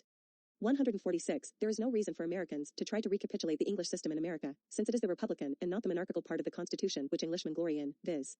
the liberty of choosing a House of Commons from out of their own body. 147. Americans should cast off the ancient traditions of England's corrupt system and create a new political order based not on English tradition but on natural rights, which alone are the true basis of human liberty. As the radical English Whigs had previously done and as French revolutionaries would do only a few years later, he invoked republican virtue as the moral basis of the new system. It is easy to see, he wrote, that when republican virtue fails, slavery ensues. 148. Independent America, Paine argued, should adopt the republic as their form of government, a body of representatives, without either a king or an aristocracy.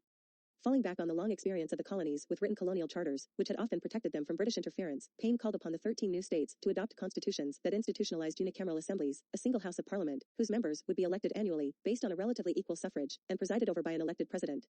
For the colonies as a whole, Paine raised the cry for a continental charter, or charter of the United Colonies that would scourge freedom and property to all men. He offered his own plan for a republican constitution, again with a large unicameral assembly, whose members, at least 390, were to be elected annually by a broad suffrage. The presiding officer, the president, Paine argued, should be chosen by lot and rotation by the Congress from among the delegates of the states. Not all patriots, to be sure, agreed with Paine's call for the unicameral legislature nor with his rejection of the checks and balances of the English Constitution. Paine's conception of republican government, complained John Adams, was so democratical, without any restraint or even an attempt at any equilibrium or counterpoise, that it must produce confusion and every evil work. 149. Popular assemblies, Adams felt, were too changeable, too subject to hasty judgments, and too amenable to demagoguery to lend stability to a political and social order. Adams, in his own Thoughts on Government, which appeared only a few months after Common Sense and apparently in response to it, presented a model of republican government that recapitulated the equilibrium of the English Constitution, albeit without the king and the aristocracy. There would be 2 houses in the legislature, Adams prescribed, and an executive that could veto bills passed by the legislature, as well as an independent judiciary. Although American constitutionalists were to eventually accept Adams's views in his Thoughts on Government, it was Paine's pamphlet that fired the mood of the revolutionaries. With blistering polemical ardor and taut rationality, Common Sense electrified the patriot movement, and more than any single work at the time it led to the writing of the Declaration of Independence. Following its publication, General Washington ceased toasting the king's health at the nightly mess of his officers. As he noted in a letter of January 31, 1776, the sound doctrine and unanswerable reasoning contained in the pamphlet Common Sense, among other arguments, will not leave members at a loss to decide upon the propriety of a separation. 150. Within a week or two, the Virginia aristocrat and military commander had been converted from a royalist to a republican, and he ordered his officers to read the pamphlet to their troops. The debate over the proper form of government, especially as articulated by Paine and Adams, reached a peak of intensity once the American provinces no longer considered themselves subjects of the king, and it became their task to write constitutions for themselves as independent states. Up and down the still sparsely settled coast of British North America, writes Balin, groups of men, intellectuals and farmers, scholars and merchants, the learned and the ignorant, gathered for the purpose of constructing enlightened governments. Everywhere there were discussions of the ideal nature of government, everywhere principles of politics were examined, institutions weighed, and practices considered. And these debates were direct continuations of the discussions that had preceded independence. 151. Indeed, in 1776 alone, 8 states drafted and adopted constitutions establishing their independence from the crown. On June 12, 1776, the famous Virginia Bill of Rights appeared, clarifying what Americans were fighting for. Written by George Mason, the Virginia Bill stated the cherished liberties of citizens that had always been won by countless struggles throughout English history, but unlike later bills of rights of which it was to be the progenitor, the Virginia Bill was also presented as a basis and foundation of government. All power is vested in, and consequently derived from, the people, the bill declared in sweeping prose. Magistrates are their trustees and servants, and at all times amenable to them. Its articles asserted the right to alter and abolish government in such a manner as shall be judged most conducive to the public weal, with frequent, certain, and regular elections, which at this time meant annual ones. It upheld suffrage for all men having sufficient evidence of permanent common interest with, and attachment to the community, a property qualification, and proclaimed the judicial right of all accused persons to confront their accusers in open courts in the course of its speedy trial by an impartial jury of their own business, prohibiting excessive bail, cruel and unusual punishment, and general warrants such as writs of assistance. Finally, the bill affirmed freedom of the press as one of the great bulwarks of liberty, and it favored a militia as against a standing army that in times of peace should be avoided as dangerous to liberty. This sweeping document eliminated all restraints on religious liberty and endowed all men with the free exercise of religion, according to the dictates of conscience. 152. It may be well to note that most of these rights and freedoms would have been considered treasonable in the rest of the world at that time. Independence. The rapid advance from a conciliatory attitude toward the king to one of open hostility and disavowal is remarkable, reflecting the fact that revolutions telescope events that ordinarily take generations, even centuries, into a single year or less. By the early months of 1776, patriot sentiment throughout the colonies was so inflamed that John Adams, at the Continental Congress at Philadelphia, could write, by every post and every bay, independence rolls in on us like a torrent. 153. Not that the colonies were undivided. In Rhode Island the backcountry was the driving force toward independence, for example, but Newport and Narragansett counties in the wealthy southern part of the state remained loyal, while the agrarian north, which was in control of the provincial government, openly declared the colonies' independence. Moreover, many delegates to the Continental Congress were hesitant about supporting separation from the mother country. In the spring of 1776, the defenders of proprietary interests in Pennsylvania and delegates from many southern colonies were shocked by Paine's demands, and at the Congress itself they maintained a particular wariness of the New Englanders, with their town meeting mob rule democracy and their apparent desire to extend it to the other colonies.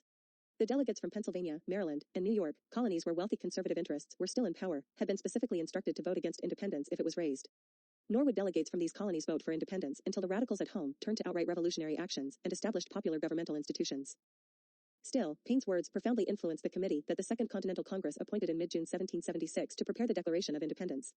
The committee included Sam Adams of Massachusetts, Benjamin Franklin of Pennsylvania, Roger Sherman of Connecticut, Robert Livingston of New York and, of course, Thomas Jefferson, who was asked by his co-members to draft the declaration with which his name is famously associated. The document was a sweeping statement of the basic concepts of liberty that had been percolating through the colonies from the inception of their struggle. We hold these truths to be self-evident, that all men are created equal, that they are endowed by their Creator with certain unalienable rights, that among these are life, liberty, and the pursuit of happiness. That to secure these rights, governments are instituted among men, deriving their just powers from the consent of the governed. That whenever any form of government becomes destructive of these ends, it is the right of the people to alter or abolish it, and to institute new government. Many of the self-evident truths of which Jefferson wrote had their immediate roots in the treatises of John Locke, notably, that men as individuals, and women no less, we would interject today, have inalienable natural rights that cannot be abridged, that these rights stem from the very natural order of things, and that government exists by the consent of the governed and has no authority except what the people grant to it. Many of these ideas have clear predecessors in the writings of the Levelers, although at the time of the English Revolution they were hardly seen as self-evident. If not by design, the authors repeatedly express views, even statements, in the Declaration that parallel early Leveler assertions going back to the 1640s. By natural birth, Richard Overton had asserted, all men are equally and alike born to like propriety, liberty, and freedom. 154. Similarly, by nature, John Lilburn had written, they are all equal and alike in power, dignity, authority, and majesty. 155. And again, we are resolved upon our natural rights and freedoms, Overton wrote. 156. The only and sole legislative lawmaking power is originally inherent in the people, Lilburn affirmed, and derivatively in their commissions chosen by themselves, by common consent and no other. 157. So ought the whole nation to be free therein even to alter and change the public form, William Walwyn asserted, as may best stand with the safety and freedom of the people. 158. By contrast, it is worth adding, the Constitution that John Locke himself had prepared for his patron's newly acquired colony of Carolina in the late 17th century was a curious regression to feudal privilege and hierarchy. Yet Locke's theoretical ideas bear implications that are far in advance of previous thinking on social contract and natural law ideas. Although the notion of equal natural rights had been long in the making, Locke's second treatise turned it into a rational idea by emphasizing that men by their own labor refashion nature, in a sense, when they invest their labor to meet their own needs and aims. That is to say, their labor recreates nature as a domain of individual rights. Nature, in effect, is not merely an original condition of human equality, it is a realm permeated by property rights, formulated by human activity, and recreated by work and intelligence. By Locke's time, radical statesmen had indissolubly wedded property to natural law. Human labor, they argued, had conferred natural rights upon the individual that were beyond the reach of the state, still less of arbitrary rulers. The fact that nearly all the great declarations promulgated by Republican revolutions in the 18th century wedded property to natural rights or at least swept property rights into their list of inalienable rights, including their right to the liberty of their own bodies, was not necessarily due to self-interest or class interest, important as these interests were to men of property. Rather, by virtue of the fact that property was acquired through labor in reworking nature, Locke in effect shifted the priority Hobbes had given to the state over the individual to individual property as a major source of natural rights, thereby diminishing its authority over the people. Property, in turn, conferred major liberties on the citizen. It gave him the material independence to act as a free agent, beholden to no one and nothing other than his own reason and conscience. Unlike the dependent serf of the feudal system, who had owed produce and service to his lord in exchange for military protection and the use of the lord's land, the independent citizen in the republic owned his own land, provided for his family with it, and bore arms to defend his own land and his community. And unlike servants and others who had no property and hence could be manipulated by their masters, the propertied man could be guided by his own rational judgments, free of external coercion or fears of material want. He was not a client but a citizen, or at least potentially so. Nor was he a drifter, a member of the mobility or mob, but rather a well-rooted member of a given community who had a social stake in its welfare. He had lasting friends, neighbors, material interests, and responsibilities, and hence he could be counted upon to be concerned with the community's best interests as well as his own. Bourgeois these notions seem to us today, they date back to ancient times and can be found in the works of Aristotle. Doubtless, had John Locke himself attended the Putney debates, he would have sided with Henry Ireton when Cromwell's son-in-law insisted that property was the prerequisite for political rights. But Locke's ideas could be used, by implication at least, by Thomas Rainborough, who defended universal suffrage on the basis of natural rights and was willing to extend citizenship even to the poorest Englishman who was not a servant. Ireton had argued to considerable effect that a social order based on natural rights would not only give everyone the vote but could be used by the propertyless to claim a right to property. Locke had yet to write the second treatise when the Putney debates were underway, and Rainborough had no effective rebuttal to Ireton's argument. Yet Locke's theories wresting private property from nature through one's labor could have been used by Rainborough to counter Ireton, assuming that he was prepared to assert the right of all men to own property, an issue that was to emerge 2 decades later among the radical Jacobins, at least by implication, in the famous Vence Laws of 1794. Unknown in the 1640s, the non-bourgeois aspects of Locke's theories were very much in the air a century and a half later. To yeomen farmers of limited means, their world of property was a world of familial husbandry. American farmers, in fact, tended to cultivate only as much land as they needed to meet their immediate needs. One might farm more land if one lived close to the larger artisanal and commercial towns along the Atlantic seaboard and riverways, where a growing market economy tended to seduce the farmer into commercial agriculture. But the closer yeoman farmers came to the frontier, the less this condition prevailed, as we shall see in our discussion of the Shay sites. Here the view of property as a natural right, carved out of the wilderness by virtue of one's own physical labor, seemed only too obvious, and a Lockean argument could be used as effectively against the merchants of Boston, New York, Philadelphia, and Charleston, to whom the farmers were indebted, as it could against the king. Nor did the small proprietors of America ever quite lose sight of the view that attempts to seize their farmsteads and possessions for unpaid debts were a violation of their natural rights, and from the 1770s until as late as the 1930s they took up arms to keep merchants and bankers from dispossessing them from land that they or their ancestors had wrested from nature by virtue of their own labor. The notion that property was sacred was thus highly elastic. It could be used as effectively by pre-capitalist strata to hold on to their property as it could by capitalist strata to expand their holdings. The signers of the Declaration of Independence, which was no less a summons to the American people to take up arms against the monarchy than a claim to independence, were mainly lawyers, although quite a few had thriving businesses and perhaps fewer had thriving plantations of their own. The well-to-do merchant class, the nearest thing the Americans had to an authentic bourgeoisie, constituted only a minority of the signers, and the extent to which they were representative of their class is questionable, despite efforts to characterize the Revolution as bourgeois. In a sense, the signers reflected the interests of a broad middle class, as yet undefined, and even of a bourgeoisie in the sense of burgesses who were not strictly capitalistic. They belonged to a world that was still mixed economically, in which property included a man's life, social status, liberties, and personal esteem as well as his material holdings. Should one add to this list one's responsibility to the community, the description is more Hellenic than capitalistic and in some respects more public than privatistic. Rooted in natural law, the Declaration of Independence stands apart from most revolutionary declarations of the 18th century in its demand that the unalienable rights include life, liberty, and the pursuit of happiness, rather than property, as the French Declaration of Human Rights would announce 13 years later. Nearly all the proclamatory literature of the era used life, liberty, and property as a definition of rights and freedom. Jefferson, who drafted the document, was hardly indifferent to the rights of property, to be sure. Indeed, he upheld it as a source of meaning to natural law doctrines, and it is he who is most clearly identified in the early history of the United States with the political demands and interests of the independent farmer proprietor. Whatever Jefferson himself may have meant by the word happiness, his use of it added a utopian, indeed transcendental dimension to ideas of rights and freedom. It conveyed the vision that the revolution was an ethical and humanistic movement, not merely a material one or a tax revolt or commercial adventure by merchants and planters who wished to have greater freedom of trade. But the Declaration is not without a major contradiction. Although it speaks almost lyrically of humanity's natural rights, it takes no note whatever that 1 in 5 people in America were black slaves, let alone Indians who were treated as aliens in their own land, and women who were the legal equivalent of juveniles. Particularly in the light of the many American denunciations of British rule as slavery, Jefferson was acutely aware of the paradox created by the existence of chattel slavery in the colonies. Among the grievances he listed against the king in the original draft of the Declaration was the charge that he has waged a cruel war against human nature itself, in the persons of a distant people who never offended him, captivating them and carrying them into slavery in another hemisphere and kept an open market where men could be bought and sold. This clause in the Declaration was deleted, however, to satisfy objections from delegates from southern states and Yankee slave traders from New England. What makes the Declaration extraordinary is the fact that it was a proclamation directed to the entire world. To cite its opening lines, a decent respect to the opinions of mankind obliges the American revolutionaries to declare the causes that impel them to separation. The Declaration explicitly addresses itself to humanity and to public opinion. The Americans who signed this remarkable document were patently declaring their cause to the world, a precedent that all later major revolutions would follow, with its implied appeal to solidarity among all people and with its implied application of inalienable natural rights not only to the English and Americans, but to everyone whom its words could reach. Like the Enlightenment itself, it was a clearly universalistic declaration that appealed to people as a whole who are free or live in trammels of political repression, avowing that the American Revolution was oriented toward the world and concerned with the existence of oppression as such. The Revolution proved that a free people could create remarkably effective institutions at the very base of their society, institutions that were ultimately far more effective than the bureaucracy of the English monarchy. The Declaration brought this reality to the foreground such as no public document had done before. Where the levelers had the new model army and an easily fragmented political network as an institutional base, the Americans had a society and a body politic. George III had essentially lost the colonies once British troops were no longer needed to protect them from the French and Indians in 1760. The Declaration took this fact for granted when it cited many of his royal prerogatives as violations of colonial sovereignty. It described his monarchical right to veto laws and suspend legislatures as the abuses of an invading tyrant, not as the exercise of legitimate royal authority by 18th century standards. It is no wonder, then, that a democratic spirit inspired many ordinary patriots after the Declaration of Independence was signed. Thereafter, revolutionaries used not only Tory and Loyalist as epithets for their opponents, but with increasing frequency Royalist. Chapter 12. The Committees of Safety and the Militias. The American Revolution was to innovate very remarkable revolutionary institutions, many of which were to resurface in popular uprisings throughout the world.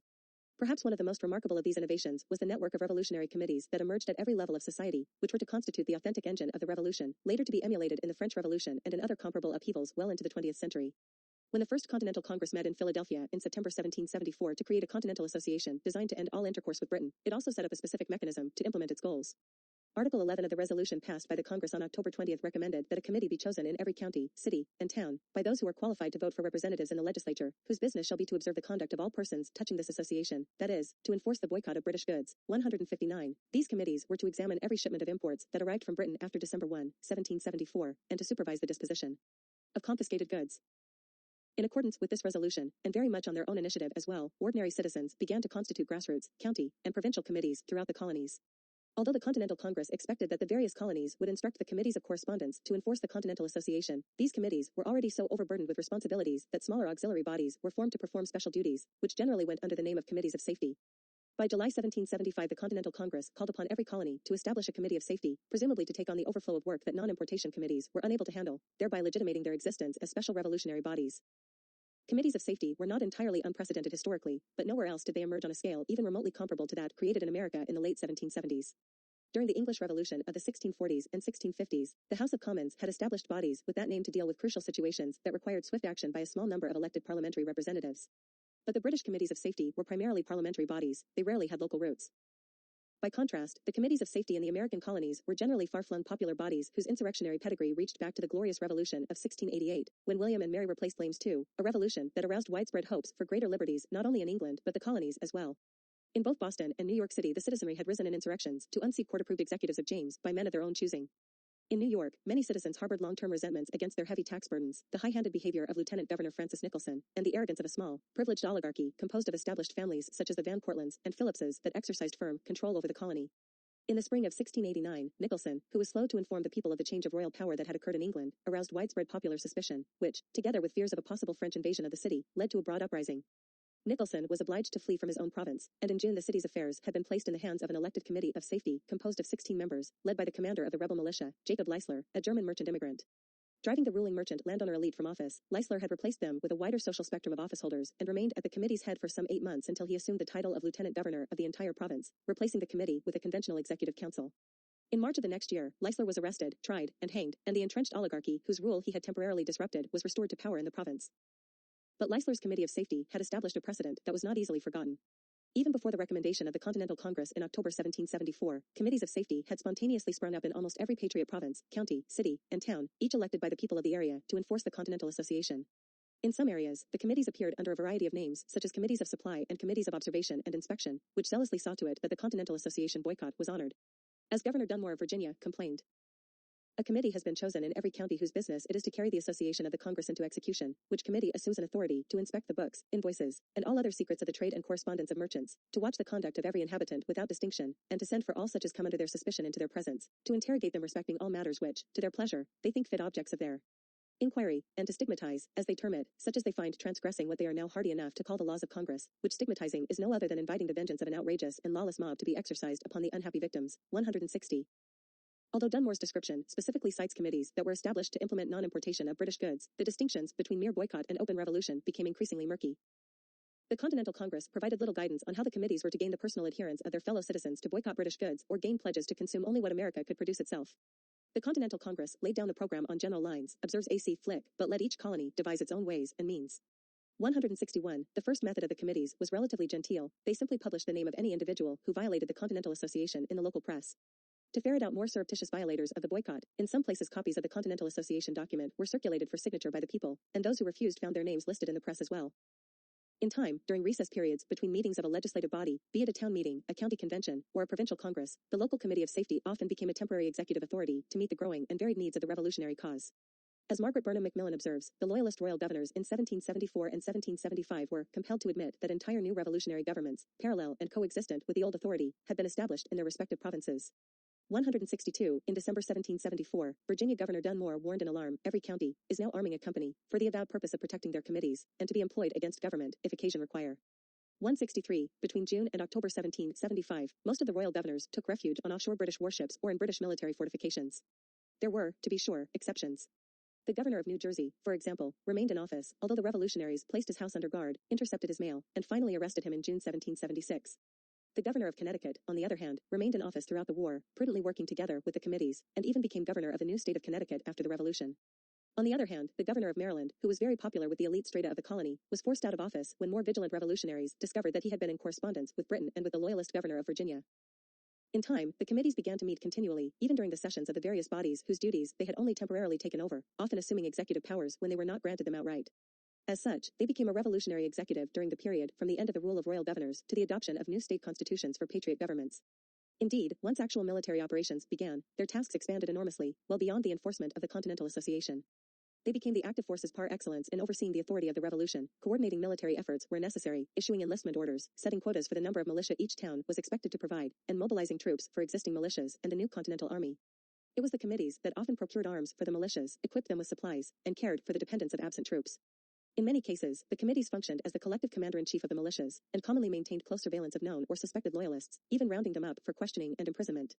They fixed prices, confiscated loyalist property, and when necessary conducted military operations, appointing officers when they were not elected by their men. Where no institutionalized patriot judiciary existed, the committees generally functioned as revolutionary courts. It was these bodies, as Richard Allen Ryerson points out, that gave grassroots institutional embodiment to the democratic ideals espoused by revolutionary intellectuals. If the American Revolution was a seminal event in world history, Ryerson writes, it was not because it proclaimed the right of revolution, but because it developed the ideological, governmental, and popular means to bring about a revolution. Indeed, it took that democratic ideology out of the realm of theory and rhetoric and into the domain of reality and action. 164. With the exception of Rhode Island, every colony had a provincial committee, or provincial council, of safety at one time or another during the course of the Revolution, working with coexisting county and local committees of safety that often outlasted a provincial committee's dissolution by new state institutions. The Committee of Safety in New Hampshire, among the longest lived in the colonies, was not disbanded until June 1784, 3 years after British troops began to debark from the former colonies, while the Connecticut Committee lasted until 1783. Some committees had very limited authority, as in Massachusetts, while others had virtually dictatorial powers. The structure established in North Carolina almost ideally exemplifies the structure that existed to one degree or another in nearly all of the colonies. Established in September 1775, the province's carefully graded structure of committees consisted of a reliable and patriotic provincial council of safety, whose 13 members were elected by the provincial congress together with 2 members from each of the province's electoral districts. County committees formed the next tier of the structure, followed by committees of safety that met quarterly in major towns of each elected district. Not only did the committees direct the local militia, but they functioned as appeals courts for Tory defendants whom the all-important local committees had convicted of offenses against the patriot cause. The town committees of safety were elected annually by the local freeholders. Ranging in number from 7 to 15 members, they established their own operating regulations and were free to arrest and confine all suspected Tories. The local militias, which they organized and commanded, often served as the real force in the communities and counties. The militias, it should be added, elected most or all of their officers, and they played a decisive role in winning a given town or region to the revolutionary cause. By no means were all the provincial-level congresses and committees of safety eager to carry out the responsibilities that had been thrust upon them. A number of them conspicuously lagged behind the local, district, and county committees, which were usually notable for their revolutionary zeal and initiative. Although the local committees were given a broad latitude in carrying out their responsibilities, they eagerly took many matters into their own hands. Thus in New Hampshire, it was the local committees that typically undertook the job of rooting out Tories, confiscating their land, mobilizing and equipping militia forces, and caring for the dependents of militiamen on active duty. In New Jersey, the main function of the Committee of Safety and Inspection seemed to consist almost entirely of dealing with Tories. The province had become a battleground for bitter conflicts between Tories and Patriots, exploding in widespread bitter guerrilla warfare, especially in areas where the fronts between British and Continental armies were still ill-defined. At the provincial level of some provinces, however, uncertainty about the outcome of the conflict and fear of reprisals after a possible British victory undoubtedly caused many moderate patriots to be wary of undertaking overt anti-British activity. Not only were they glad to leave the responsibilities of supporting the revolution to the local committees of safety, but in Maryland, to cite an extreme example, the provincial committee was composed almost completely of the more respectable, prudent and hesitant supporters of the revolution. So conservative was this committee, in fact, that it tended to deal with patently Tory officials with remarkable deference. There, Continental Army officers such as the militant General Charles Lee had to turn to the radical Baltimore Committee, composed largely of workmen, to challenge the provincial committee and circumvent the governor's barely disguised support for the British. On the other hand, patriots in the New York City area were often in the minority and were obliged to depend mainly on committees at the provincial level to countervail the strong loyalist sentiment in Westchester, Queens, and Kings counties and on Staten Island. In these counties, patriots actually lost control of the local committees of safety to virtual loyalists, who carried out none of their obligatory functions. So moderate was the provincial revolutionary government of New York that General Washington, John Hancock, and General Lee had to urge it to take stronger measures against Tories to keep the city from falling to the British. When the city finally did fall in the autumn of 1776, the local committees were disbanded and the city became the major gathering place for Tories from throughout the provinces. Thus, throughout the provinces, the local committees often acted on their own, beyond the strict control of the provincial committees. In general, the central government of a province had no means of enforcing authority over the county committees, observes Agnes Hunt, a historian of moderate political views. These county committees were tenacious of their local supremacy and stood as a complete barrier against any attempt at centralization which must precede any practical exercise of independence in a central executive. 165. The committees of safety, in effect, emerged as a dual power on every level of sovereignty, county and local as well as provincial, even paralleling various provincial congresses as well as the Continental Congress itself. Like the French revolutionaries a decade later, the Patriots' civilian authorities in the American Revolution were continually suspicious of possible coups by the military, and, as it turned out, their suspicions were often quite warranted. Thus, some committees of safety openly resisted any attempt by the Continental Army to dictate orders to them. Committee of Safety members usually were civilians well imbued with the prevalent distrust of unchecked military authority. Macmillan notes, 166. In Massachusetts, the Provincial Committee was accountable only to the Provincial Congress and assiduously upheld the supremacy of the civil authority over that of the military. When General Ward of the Continental Army ordered a Massachusetts committee to place its military stores at the discretion of the Army's officers, the committeemen complied but solemnly took the pains to assert the authority of civilian institutions over that of the military, warning, "It is of vast importance that no orders are issued by the military or obeyed by the civil powers, but only such as are directed by the honorable representative body of the people, from whom all military and civil power originates." 167.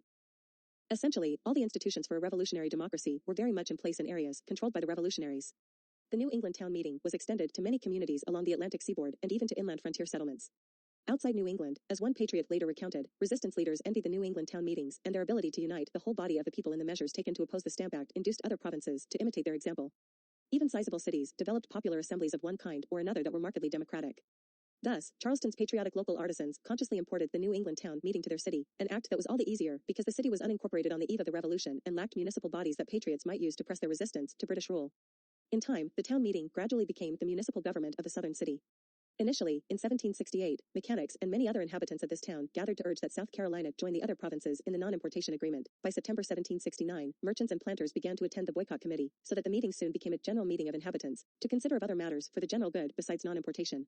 The same general meeting of the inhabitants of and near Charlestown then convened in late 1773 in order that the sense of the community might be collected on its response to the passage of the Tea Act, followed again in March 1774 by another meeting on the closing of the port of Boston. Finally, this general meeting called upon the various parishes of South Carolina to choose delegates to a general convention, which thereupon formed a committee in which as many as half of its members were mechanics. Typically, Christopher Gadsden, the leading South Carolina Whig, distrusted the Charleston town meeting as a disorderly mob and even defamed it in 1778, when he speculated that the people's running upon every fancy to the meetings of Liberty Tree was a disease amongst us far more dangerous than the whole present herd of contemptible Tories. The Charleston town meeting continued to be the municipal government of the city for a total of 15 years, until the city was incorporated by the state legislature in August 1783, 168. Nor were the newly formed revolutionary militias immune to the democratic fervor that swept over the colonies. In Baltimore, to cite a remarkable example, democratic practices had so completely imbued the local revolutionary militia that its troops actually assumed the lead in democratizing the city's lagging institutions. At a time when Baltimore had no elective offices, observes Charles G. Stephan, privates were suddenly choosing their own officers. With the strong democratic spirit that existed among the citizen soldiers, Maryland's Provincial Convention of 1775 abrogated its previous policy of appointing local militia officers and permitted companies to elect officers below the battalion level, Stephan notes. The temper of the militia suggests that the Assembly gave this permission only reluctantly. In any case, popular impulses to democratize the militia swept over the entire province. Across Maryland, the new militia law sparked a revolution within the units, as soldiers debated openly the merits of their prospective commanders. The mechanics or artisans and other urban workers who made up much of the militia chose officers to lead them who were fellow mechanics, not merchants, lawyers, or physicians. Only a decade of experience in the Mechanical Company, Sons of Liberty, and Mechanical Fire Company could have prompted such independent action. 169. As a result of the popular initiative unleashed by the Revolution and the revolutionary storm that erupted following the beginning of hostilities, many local militias soon came to be as democratic as that of Baltimore. Similarly, captured American seamen who were taken prisoner formed their own prisoners' organizations, separated from their captains and governing themselves for the first time. On their own they organized into disciplined groups with bylaws. In microcosm the prisoners went through the whole process of setting up a constitution. 170. Militias and loyalists. Every stratum in the American provinces was affected by this storm, the merchants and artisans who could or would not sell their goods to the British, the farming families bereft of manpower or subject to requisitions by both sides of the conflict, the black slaves who overheard talk of equality and inalienable human rights, and the wealthy landowners, merchants, speculators, financiers, as well as privileged artisans, not to speak of the thousands of bureaucrats and officials in the King's service who lived in deadly fear of the leveling language of the revolutionaries. Indeed, as Richard Allen Ryerson points out, the colonies were politically divided, industrially feeble, and militarily unprepared. The only strong element of their capacity to resist Great Britain was their will. Extraordinary self-sacrifice would make them powerful, visible sacrifice would unify them. When thousands of patriots publicly cast their timid self-interest aside, they reinforced the courage of all. 171. Indeed, it was mainly through the zeal of the ordinary citizenry that the war could possibly be won. And it was a war that was fought within every city and in many towns and villages. If we accept John Adams's estimate, 1/3 of all Americans were patriots, and another third were loyalists, while the remaining third were neutral. In fact, it would have been very difficult to be neutral during these demanding times. The revolutionary committee system that reached into the very marrow of colonial society, the sheer depth of the revolution, penetrating into every aspect of everyday life from New England to the Carolinas, left little room for indifference. Almost everywhere, patriots viewed loyalist sympathizers with intense suspicion, even if they did not commit overt acts in support of the British. Ch.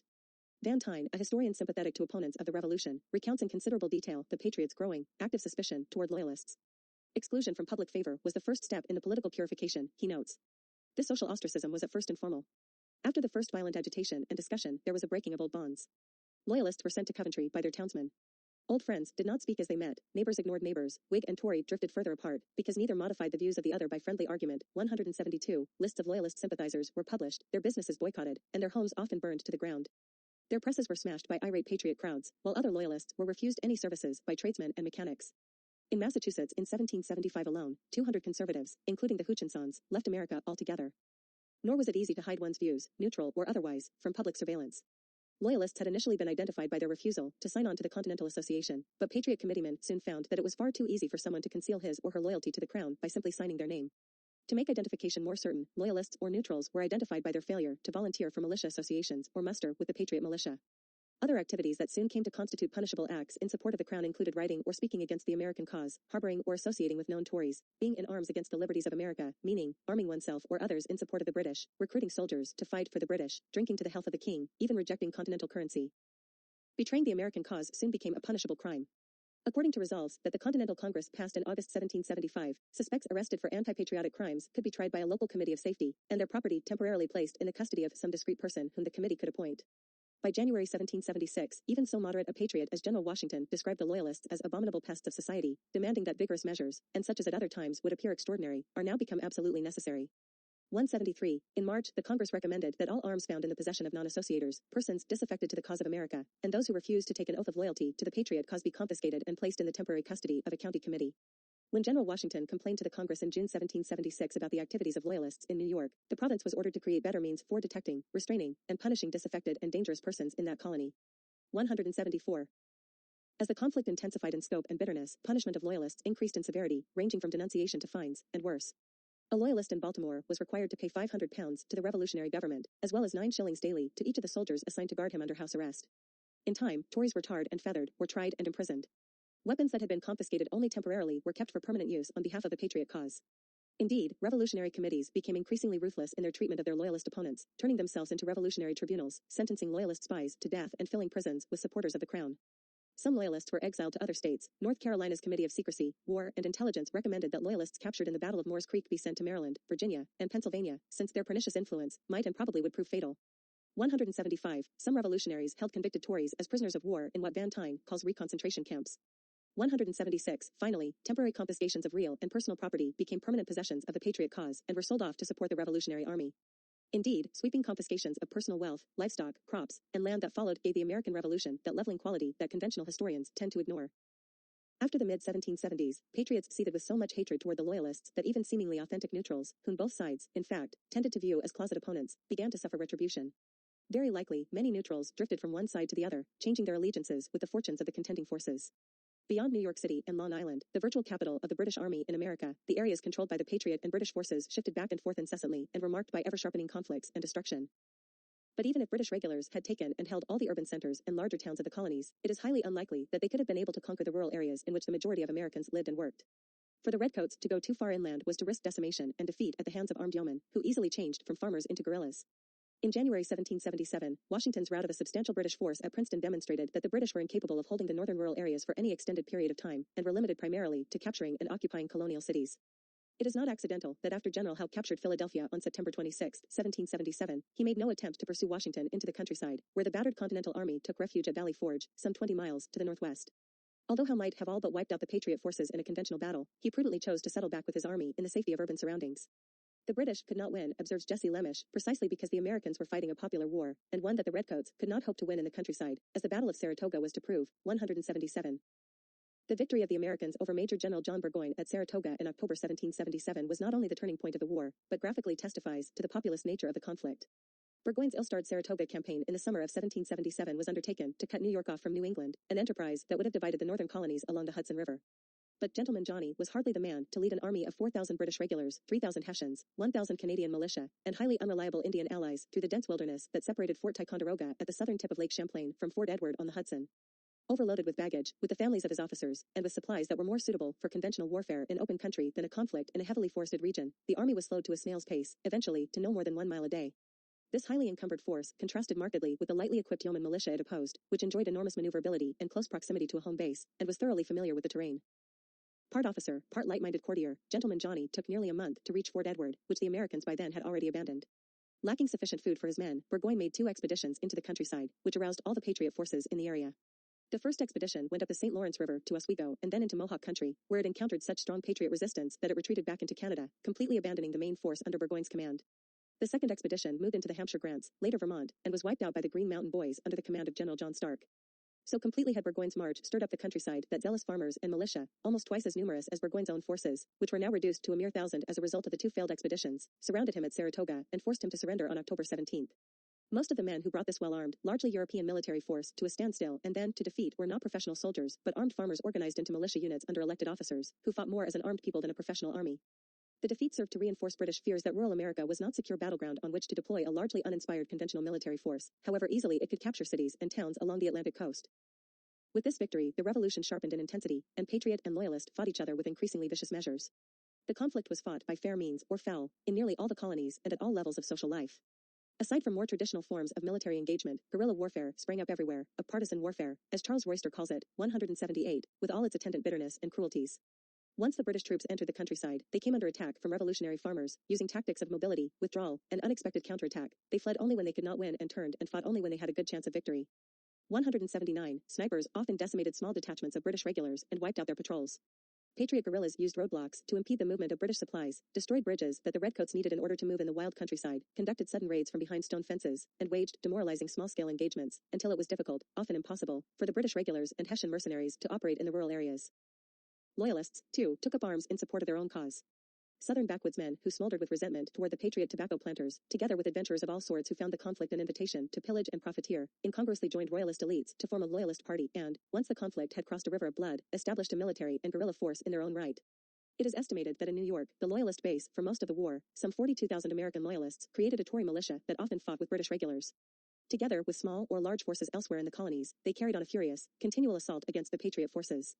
The region between Newburgh, New York, and Manhattan became a blood-soaked guerrilla battleground in which the Tories massacred whole families and burned their homes to the ground. In New York generally, yeoman farmers played less of a role in the revolution than elsewhere because much of the province's agriculture was dominated by landed families, unlike in New England, with its fiercely independent towns and villages. Inasmuch as the British never altered the old Dutch patroon system after their capture of New Amsterdam, many of the big landholders became Tories. By contrast, a furious struggle ravaged the Mohawk River Valley of the province, where newly settled yeoman farmers, many of whom, in fact, were uncommitted to either side, were harassed by Tory guerrillas, such as Sir John Johnson's Loyal Greens and John Butler's Tory Rangers, who behaved with exceptional brutality toward all settlers in the area. 180. In early 1776, General Schuyler, leading a force of Tryon County militia, captured the arms of the 1,000-man Loyalist force in the region, naively releasing Johnson on parole, who then continued with his guerrilla activities, fleeing to Canada only after he learned that Schuyler was again in pursuit of his forces. Even more brutal than the Tory raids in the north were those which were led by Benedict Arnold in the south. Arnold had defected to the British and came to be hated as much by his countrymen for his cruelty as for his betrayal of the Patriot cause. During the Southern Campaign commanded by General Charles Cornwallis, Loyalists took full vengeance not only on the Patriot forces, but on civilians whom they suspected of being Patriot sympathizers. These raids were often carried to the point of near extermination of Patriot frontier settlements. So much had the revolution cut across ethnic as well as social lines that Loyalists readily allied themselves with aggrieved Indians and white ruffians, who spared neither women nor children in their attacks on outlying settlements. The American Revolution, in effect, was a harsh civil and social war. Landlord, merchant, yeoman, tenant, artisan, ropemaker, or freight carrier, all who signed its documents and fought as guerrillas or spies, were fair game for one side or the other. For every Burgoyne or Cornwallis who led well-organized British troops with flags flying and drums beating, there were others who served the king as guerrillas with extreme brutality. By the same token, the Patriots often terrorized the Loyalists in their midst into silence, forced them to flee abroad, divested them of their wealth, and occasionally executed them as spies. But if the revolution was a bitter fight for home rule, as Carl Becker put it in 1909, it was also a fight for who shall rule at home. 181. Chapter 13. Internal Revolutions. As avidly as people from all strata of American society united to fight the British for independence, many were also fighting to alter their society at home, to eliminate political privilege and create a polity that lived up to the ideals of liberty and popular sovereignty enunciated in the Declaration of Independence. Backwoods yeomen, commonly abetted by the poor stratum of mechanics in the large towns and cities, pitted themselves against plantation aristocrats, Hudson Valley patroons, merchants large and small, land speculators, shippers, landlords of all sorts, well-to-do artisans, and an emerging financial stratum that profiteered from the war and from the deflation of the currency. If broad Republican ideals were self-evident to Whigs and patriots generally, they were by no means in agreement about what kind of republic would replace the royal administration. Indeed, patriots such as Alexander Hamilton, John Jay, Gouverneur Morris, James Duane, John Dickinson, and Robert Morris could easily have become loyalists, so abhorrent were the mob and democracy in their eyes. In some provinces more than others, serious clashes emerged within the Patriot Party itself, between radical patriots and conservative Whigs. The radicals asked a crucial question: would the 13 new independent republics retain politically powerful elites that might well become bastions of privilege, corruption, and even tyranny in their own right? Or would these republics be based on majority rule by the broadest possible male citizenry? The conservatives, on the other hand, asked, would the new independent republics contain governmental checks and balances to prevent the mob from gaining power and keep an unchecked majority from forming a tyranny in its own right? Would the independent republics protect large landholdings and mercantile wealth against the people who might try to undermine privilege? New York, radical patriots and conservative Whigs. These differences long predated the outbreak of hostilities at Lexington and Concord in April 1775. New York, as we have seen, had a history of clashes between the privileged and the powerless during the colonial period, and in the pre-revolutionary decade the lines of internal tension were redrawn in even sharper terms during the struggle over the Stamp Act. To be sure, the stamp tax generated wide opposition in all social strata, among merchants as well as artisans in the cities, and among landholders as well as yeoman farmers in the countryside. In fact, it was merchants who had originally formed the Sons of Liberty in New York to oppose the act, and merchants and landowners had even encouraged popular demonstrations to exhibit colonial solidarity in opposition to the hated measure. But when demonstrations became riots, in which artisans and mechanics threw bricks at British forts where the stamps were stored and hung the lieutenant governor in effigy, the upper classes became deeply alarmed. This sort of thing brought men of property to a realization of the consequences of stirring up the mob, Carl Becker observed. A little rioting was well enough, so long as it was directed to the one end of bringing the English government to terms. But when the destruction of property began to be relished for its own sake by those who had no property, and the cry of liberty came loudest from those who were without political privilege, it was time to call a halt. These men might not cease their shouting when purely British restrictions were removed. The ruling classes were in fact beginning to see that liberty and no taxation was an argument that might be used against themselves as well as against the home government.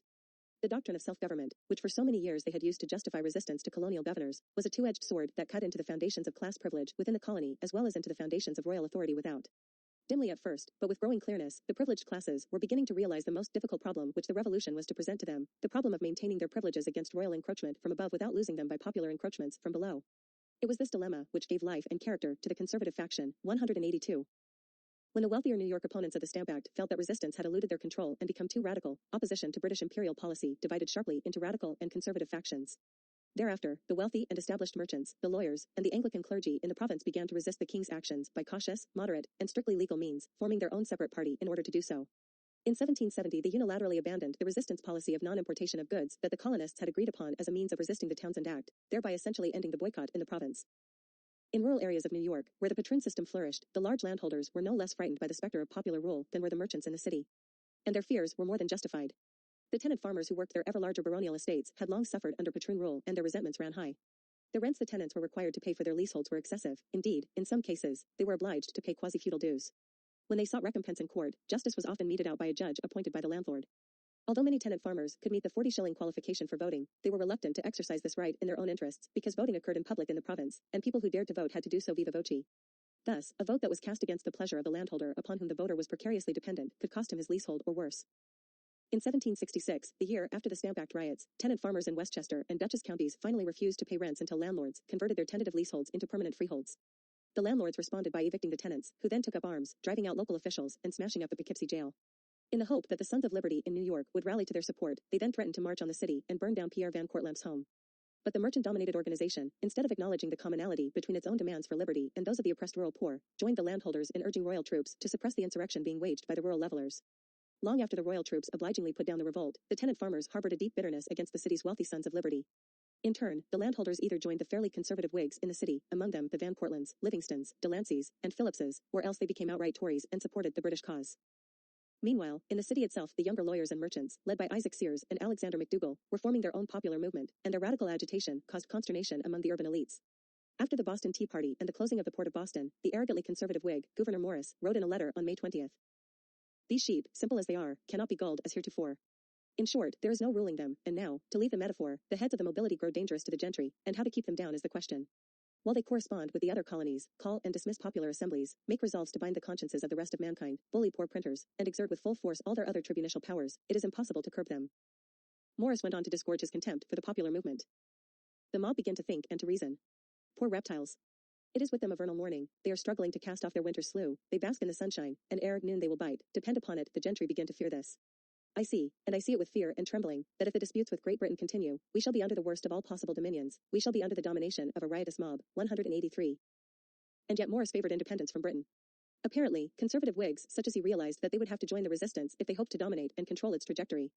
They set about to capture the organization by running 51 of their own nominees for a committee of correspondence, of whom many were elected, but when the time came for the committee to oversee the election of delegates to the Continental Congress, a committee of merchants tried to skew the results in its own favor. It was prevented from doing so only by an alert committee of mechanics, composed largely of artisans and journeymen, which acted as a watchdog on the activities of elite committees. When other provinces tried to organize a non-importation boycott following the blockade of Boston, the New York elites were able to delay their participation until the Continental Congress definitively adopted a non-importation policy in the fall of 1774. In January 1776, the New York Committee of Mechanics enthusiastically welcomed the publication of Paine's Common Sense and demanded that the province's delegates to the Continental Congress be elected at large and instructed to vote for independence. A few months later, in May, while the Provincial Congress was establishing the procedure for a new state government, the mechanics became alarmed by a provision that accepted whatever constitution the new Congress prepared without ratification by the people of New York. Calling for sovereignty of the people at large, the mechanics insisted that inhabitants at large exercise the right which God has given them, in common with all men, to judge whether it be consistent with their interest to accept, or reject, a constitution framed for that state of which they are members. This, they argued, is the birthright of every man. 184. The mechanics, in effect, demanded a popular ratification of the state constitution, but by this time the conservatives had gained control of the provincial congress and dominated the revolutionary government. The mechanics' demands were haughtily rebuffed, and it may well be that only the timely invasion of Long Island by the British saved the aristocrats from a political crisis of an explosive character. 185. A genuine class conflict existed in New York, which the Revolution stoked up into a virtual class war. The Carolinas, backcountry loyalism. Unlike the tenant farmers in rural New York, yeoman farmers in North Carolina easily obtained their own freeholds, but their economic independence was not accompanied by political freedom.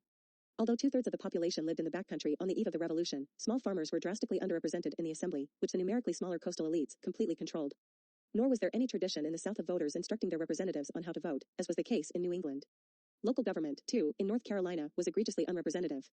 Not only were there no town meetings in the province, but the Tidewater aristocracy had constructed a system in which all political authority at the local level rested with officials in the county courts, such as magistrates, clerks, registers of deeds, sheriffs, and constables, with the result that people who had differences to resolve were obliged to travel to distant courts to transact their business, especially in North Carolina, where most county authorities were appointed by the governor. The county authorities routinely overcharged ordinary people for their services and formed what amounted to a scandalous extortion ring. Justices of the peace demanded exorbitant fees for the dizzying array of services they concocted, while the sheriffs embezzled part of the tax revenues they collected, sometimes charging more than the required legal amount. When a farmer was finally charged with greater fees than he could afford to pay, his land was expropriated and sold off for a pittance to friends of the courthouse gang. In one hypothetical case that epitomized the farmer's plight, a man has had execution levied on him by a merchant for a £5 debt secured by a judgment note. Personal effects to the amount of the judgment are seized, but the poor man's troubles are not over. For entering the judgment on the court docket and issuing the execution, the work of one long minute, the justice of the peace demands 41 shillings and 5 pence. Unable to pay the fee, the unfortunate debtor is confronted with the alternative of a distraint or 27 days' work on the justice's plantation. But even after he has worked out his debt to the justice, the poor man's account is not settled. Stay, neighbor, you must not go home. You are not half done yet. There's the damned lawyer's mouth to stop. You empowered him to confess that you owed £5, and you must pay him 30 shillings for that, or else go to work 19 days for that pickpocket, and when that is done you must work as many days for the sheriff for his trouble, in levying execution and selling the debtor's goods, and then you can go home to see your living wrecked and tore to pieces to satisfy your merchant. 186. The regulator revolt of 1768-70 erupted largely in retaliation against this overt extortion ring. In 1768 the sheriff of Orange County in North Carolina announced that rather than go around the county to collect taxes, he would go to only 5 places in the county, to which the farmers were obliged, often at considerable distances, to travel to pay him. Those who failed to make the journey would be penalized. This announcement, coupled with the news that the assembly had just allotted £15,000 to build a new gubernatorial palace, was the last straw. Farmers mobilized and formed associations, a militia term, to regulate or reform the system, flatly refusing to pay any more taxes until the courthouse gangs provided an open public accounting of county finances, a demand that the magistrates duly declined. Having endured all they could take, regulators in 1770 invaded the county seat of Orange County, removed the justices, and simply tried cases on the docket themselves, whereupon the assembly passed a riot act, forbidding gatherings of 10 or more persons. If those taking part in a gathering of 10 or more refused to disperse when ordered, they could be shot outright. When the regulators protested, the governor organized a military force whose officers came from the gentry but whose unruly rank and file refused to follow, agreeing to do so only upon the offer of a bounty. They inflicted a humiliating defeat on the regulators at the town of Alamance, due mainly to the lack of competent leadership among the latter. Whereas some of the Tidewater gentry who had fought at Alamance went on to become major Whig leaders in the province, many backcountry farmers, in turn, became intensely pro-British. Others who would have favored the patriot cause raised demands for democratic reform, such as the transfer of county courts to 18 selectmen elected by white manhood suffrage. Still others demanded an unrestricted suffrage for all freemen and the popular election of clerks and sheriffs. None of these demands, however, came to anything. If, in later years, the state constitution ultimately incorporated some regulator demands, it failed to inaugurate responsible local government. The old courthouse cabals remained intact, and justices of the peace in North Carolina were still appointed by the governor. In Virginia, the seaboard planters and the yeomen in the interior waged a continual struggle over the social order that would emerge from the Revolution, while in South Carolina, as the Beards observe, slave owners of the lowlands and merchants of the towns engaged in almost daily contests with mechanics from the shops and farmers from the back country. So threatening in fact was the menace, a group of levelers bent on overthrowing the aristocracy of wealth and talents, that the notables of the state had to exercise considerable skill in saving their privileges and prestige. Across the border in Georgia, the social battle between conservatives and radicals was carried to such a pitch that in a moment of bitter rivalry, the Patriot Party could boast of 2 legislatures and 2 executives. 187. Backcountry patriots. No less intransigent were backcountry farmers in Maryland and Pennsylvania, where radicals found that the wealthy elites who constituted the Whig resistance moved too slowly against the British, delaying or even impeding the struggle for independence. Rather than siding with the British, as in North Carolina, the backcountry farmers used the opportunity presented by the Revolution to break with the established system of political privilege and, arms in hand, acquire long-sought rights. Before the rupture with Britain, Maryland's colonial assembly had consisted of large landowners and slaveholding tobacco planters, whose base was in the capital, Annapolis, and generally in and Arundel County. But more and more of the settlers moving into northwestern Maryland were Scottish Presbyterian yeoman farmers, differing from the established Episcopalian gentry in both ethnicity and religion. Urban support for these farmers came from the city of Baltimore, filled with its restless population of mechanics, whom the Maryland Assembly disdainfully refused to grant a city charter that would have given it even a modicum of self-government. From 1729 to 1786, Baltimore was governed by commissioners who were picked by the Assembly. Not a single local official was elected. With the advent of the Revolution, Baltimoreans seized the opportunity to strike a blow against the Assembly. During the Stamp Act crisis, members of the Mechanical Company formed the core of the Sons of Liberty in Baltimore. As we have seen, the strongest impetus for local democratization came from the militia, specifically, the Baltimore Mechanical Volunteer Company, whose privates were electing their officers in 1775. The militia was also the most important institution in politicizing the mechanics. When citizens of Baltimore subsequently chose committees of inspection and observation to enforce the Continental Association, they created an embryonic municipal government and for the first time provided the townspeople with a taste of home rule. But in Annapolis, the Whig leaders who controlled the provincial revolutionary government were conservatives. Indeed, some even wanted a reconciliation with Britain, and, led by wealthy planters and lawyers such as Charles Carroll of Carrollton, they differed little in social status and wealth from the royal administration. These conservative Whigs made up the Baltimore and Annapolis Committees of Correspondence and the Provincial Council of Safety, who called the provincial conventions and dominated their sessions.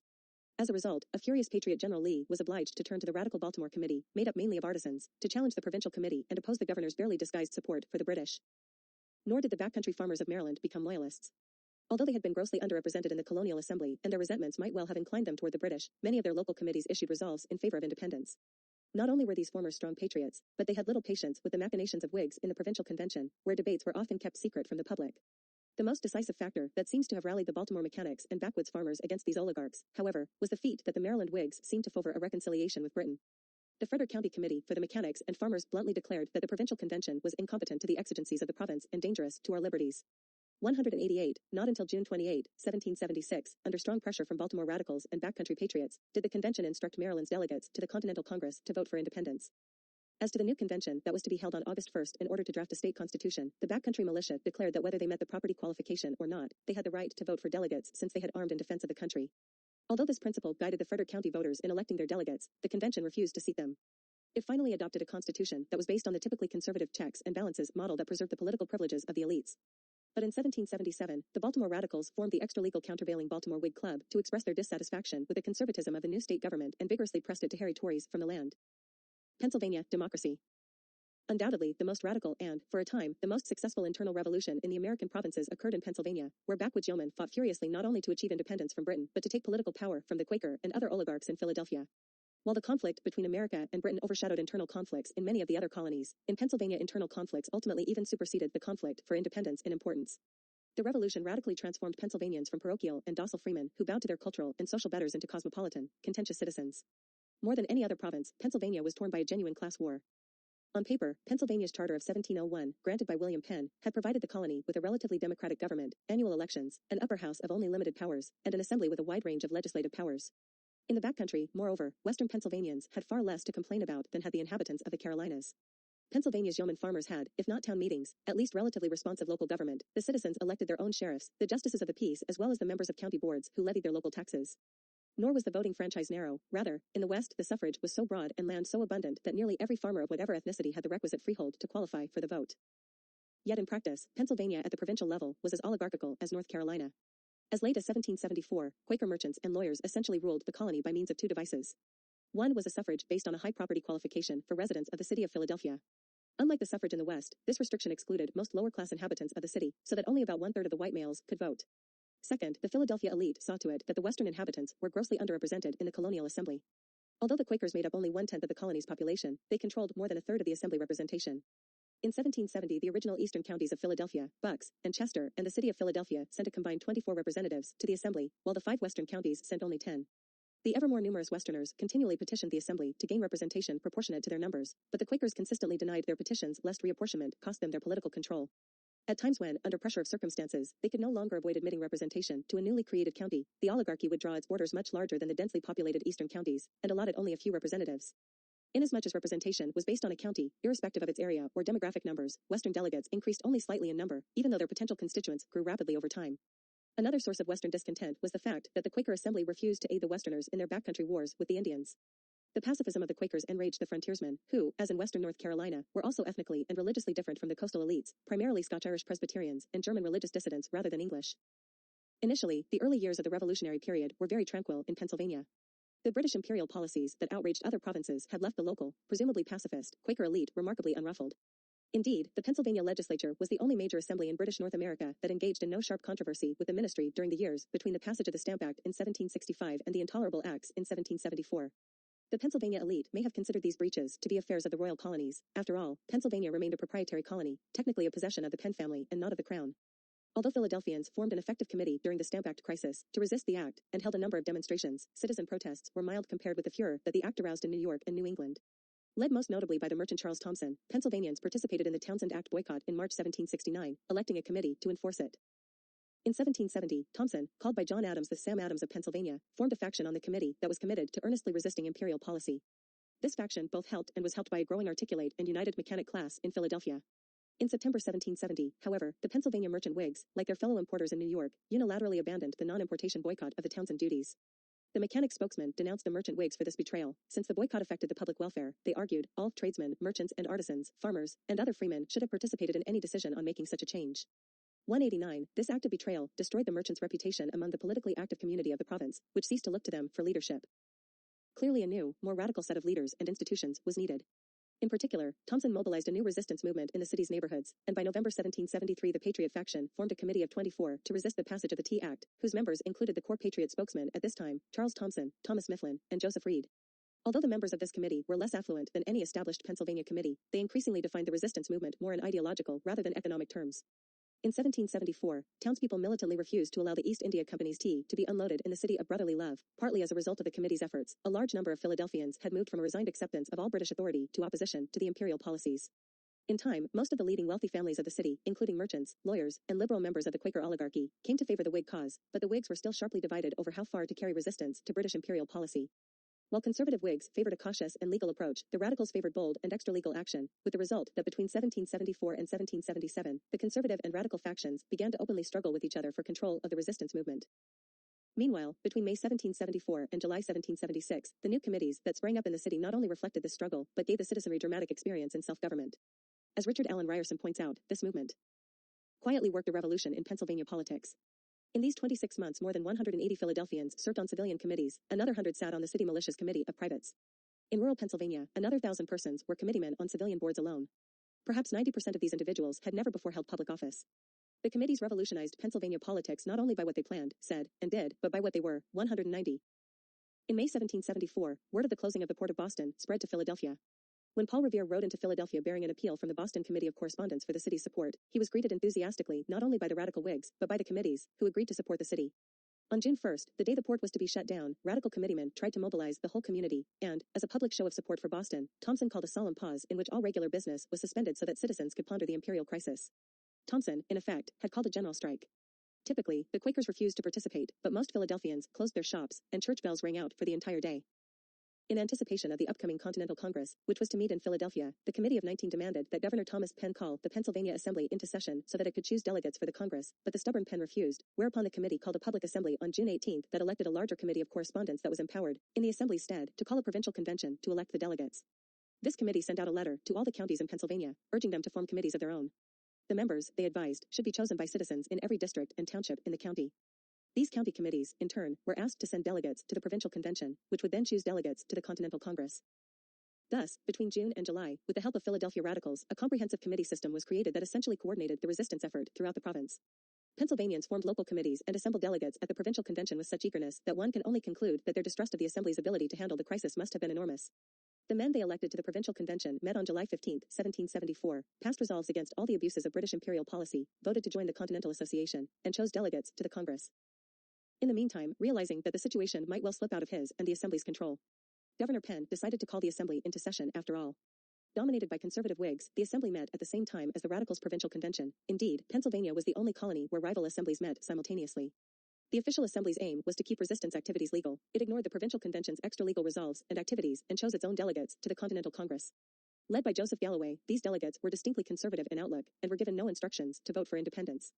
Provocatively, Galloway declared that the competing extra-legal provincial convention had no power whatever and would only set up anarchy above order. This statement infuriated the yeomen farmers, who raised an outcry for the complete transformation of the province's political structure. The provincial convention, they argued, was legitimate even though it was extra-constitutional, and, far from being anarchic, its meetings were conducted with scrupulous attention to procedure, since the delegates believed fervently in the importance of expressing the popular will in proper form. Nor were the radicals averse to hearing opposing views. On the contrary, they were committed to debate and sought to involve everyone in the general discussions. Significantly, when the First Continental Congress met in Philadelphia in September 1774, the delegates assembled in Carpenter's Hall, a popular committee meeting place, instead of the State House, the venue of the Conservatives. After the Congress voted in favor of the Continental Association and recommended the formation of committees to enforce it, Philadelphia elected a radical committee of observation and inspection that had little difficulty in enforcing non-intercourse with Britain, since the boycott was already very popular in Philadelphia. During the next few years, whenever the Philadelphia Committee faced elections, the members that the citizenry returned were ever more zealous, ever younger, ever more radical, and ever more of mechanic class origins. In time, the revolutionary committees became the real government of the colony. After the Battle of Lexington and Concord in April 1775, when militias were mobilized in all the American provinces, all counties of Pennsylvania formed voluntary militia units, called associations, under the auspices of each local committee. Although they acted with no legal foundation, the association militias drilled intensively and grew rapidly, so that by May 10 there were more than 30 companies in Philadelphia alone, aside from the backcountry, which mustered its own companies with equal zeal. Wherever the committee movement opened the way for political activity by the mechanics, the militia movement brought in still poorer artisans, journeymen, apprentices, day laborers, and even servants. Such privates were not to the taste of the Assembly Whigs, who disdained them as in general damned riffraff, dirty, mutinous, disaffected. 191.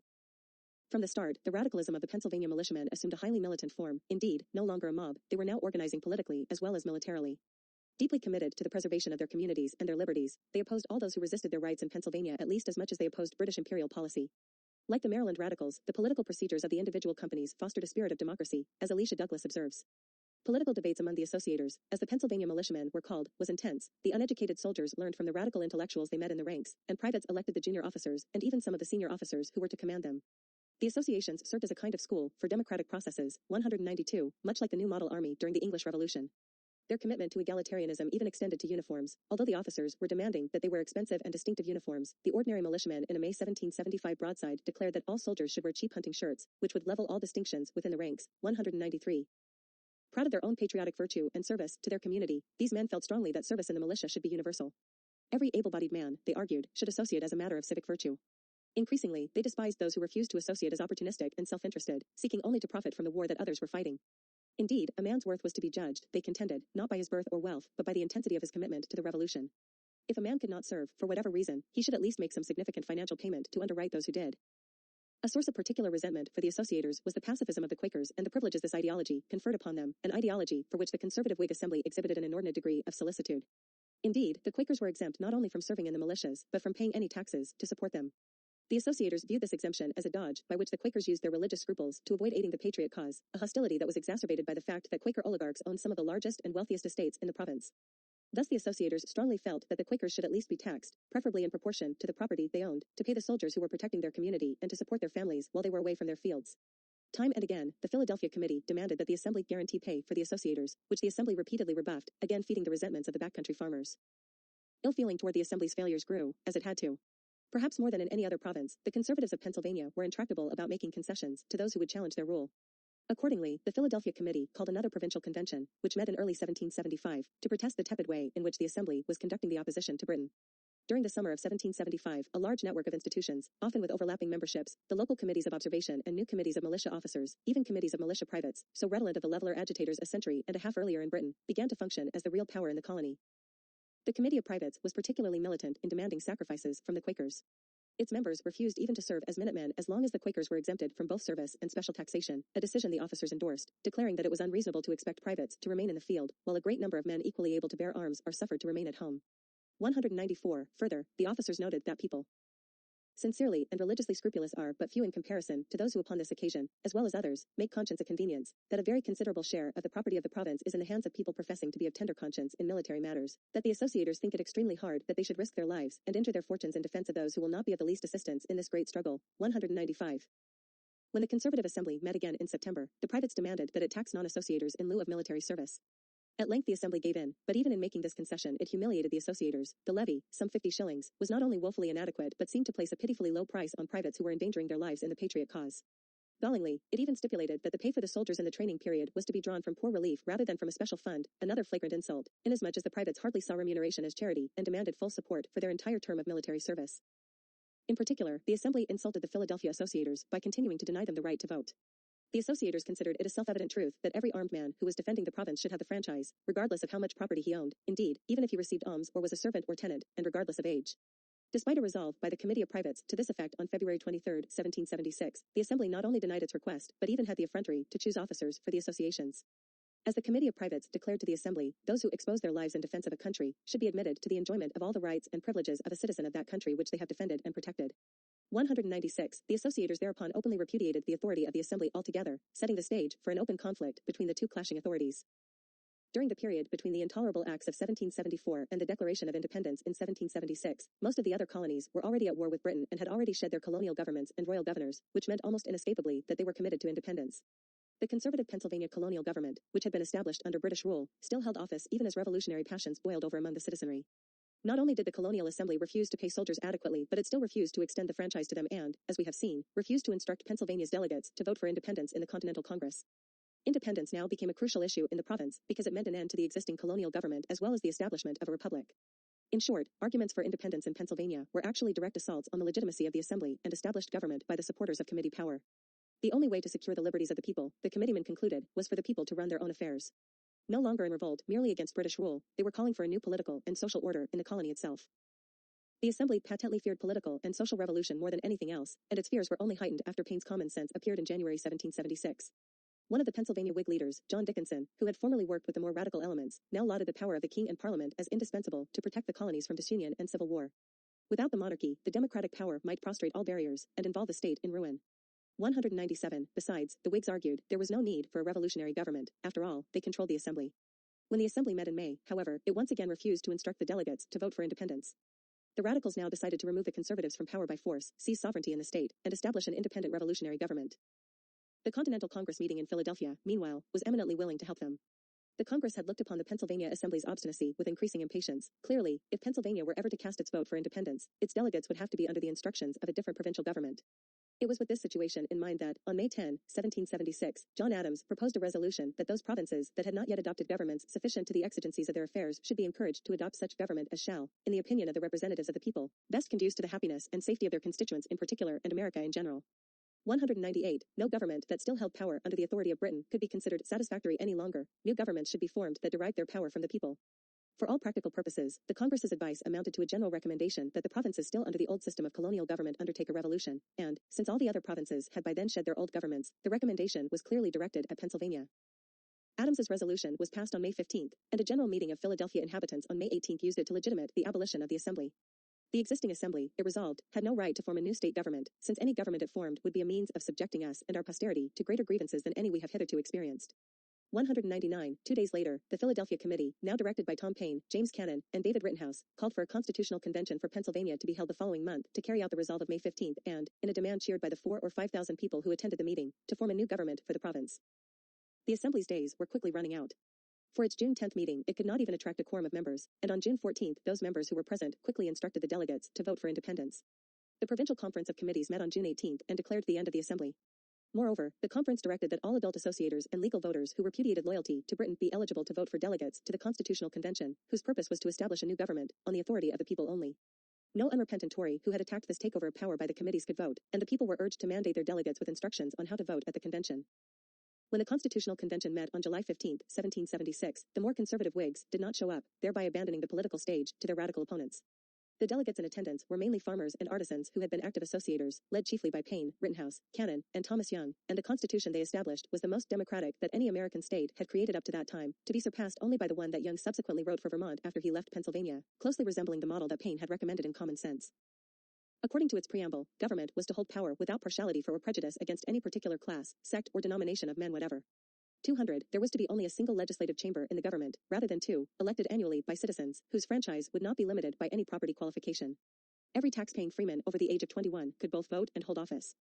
The doors of the meeting place of the Assembly Hall were to be open to all citizens at all times, and bills passed by the new Assembly would not take effect until they had been published and then approved by the next elected Assembly, that is, until the people had expressed their will through what approximated a referendum. In addition to the Assembly, there would be a Supreme Executive Council that had only coordinating and administrative duties, chaired by a president who was merely a first among equals. All officers were to be servants, at all times accountable to the people. The Constitution also provided for the continuation of democratic local government. Justices of the peace, sheriffs, coroners, commissioners, and tax assessors were to still be locally elected. Its popularity was immense. As Lemisch points out, the people cherished their copies as they did the Bible, and they would later take up arms against its domestic opponents. 201. Although the radical Constitution went into effect, the struggle over its legitimacy consumed state politics. It was as bitterly opposed by the conservative Whig leaders as it was supported by the people, and ultimately the powerful elites in Pennsylvania succeeded in replacing the 1776 Constitution with a conventional checks and balances Constitution in 1790. Meanwhile, Pennsylvania finally fully entered the Revolution, throwing all of its resources into defeating the British. In March 1777, insurgent radicals terminated the Moderate Committee of Safety, which had been handling military affairs all this time, and established a Revolutionary Committee of Safety in its place. This council took over the militia and quartered its troops in the homes of non-associators. It arrested suspected Tories and subjected them not only to imprisonment but even to capital punishment, confiscating arms, supplies, and landed estates from its known opponents. Between mid-October and early December 1777, the revolutionary dictatorship of the Committee of Safety conducted what Agnes Hunt calls a reign of terror, which came to an end only on the order of Pennsylvania's Supreme Executive Council. 202. Effects of the Internal Revolution. Nor did the provincial and state committees and governments simply resell confiscated lands to wealthy bourgeois, such as occurred to a great extent in the sale of the church lands during the French Revolution. By and large, in what amounted to a virtual land redistribution, the broken-up estates were sold in small parcels to ordinary farmers and agricultural workers. To sell tracts of land in excess of 500 acres was viewed with opprobrium.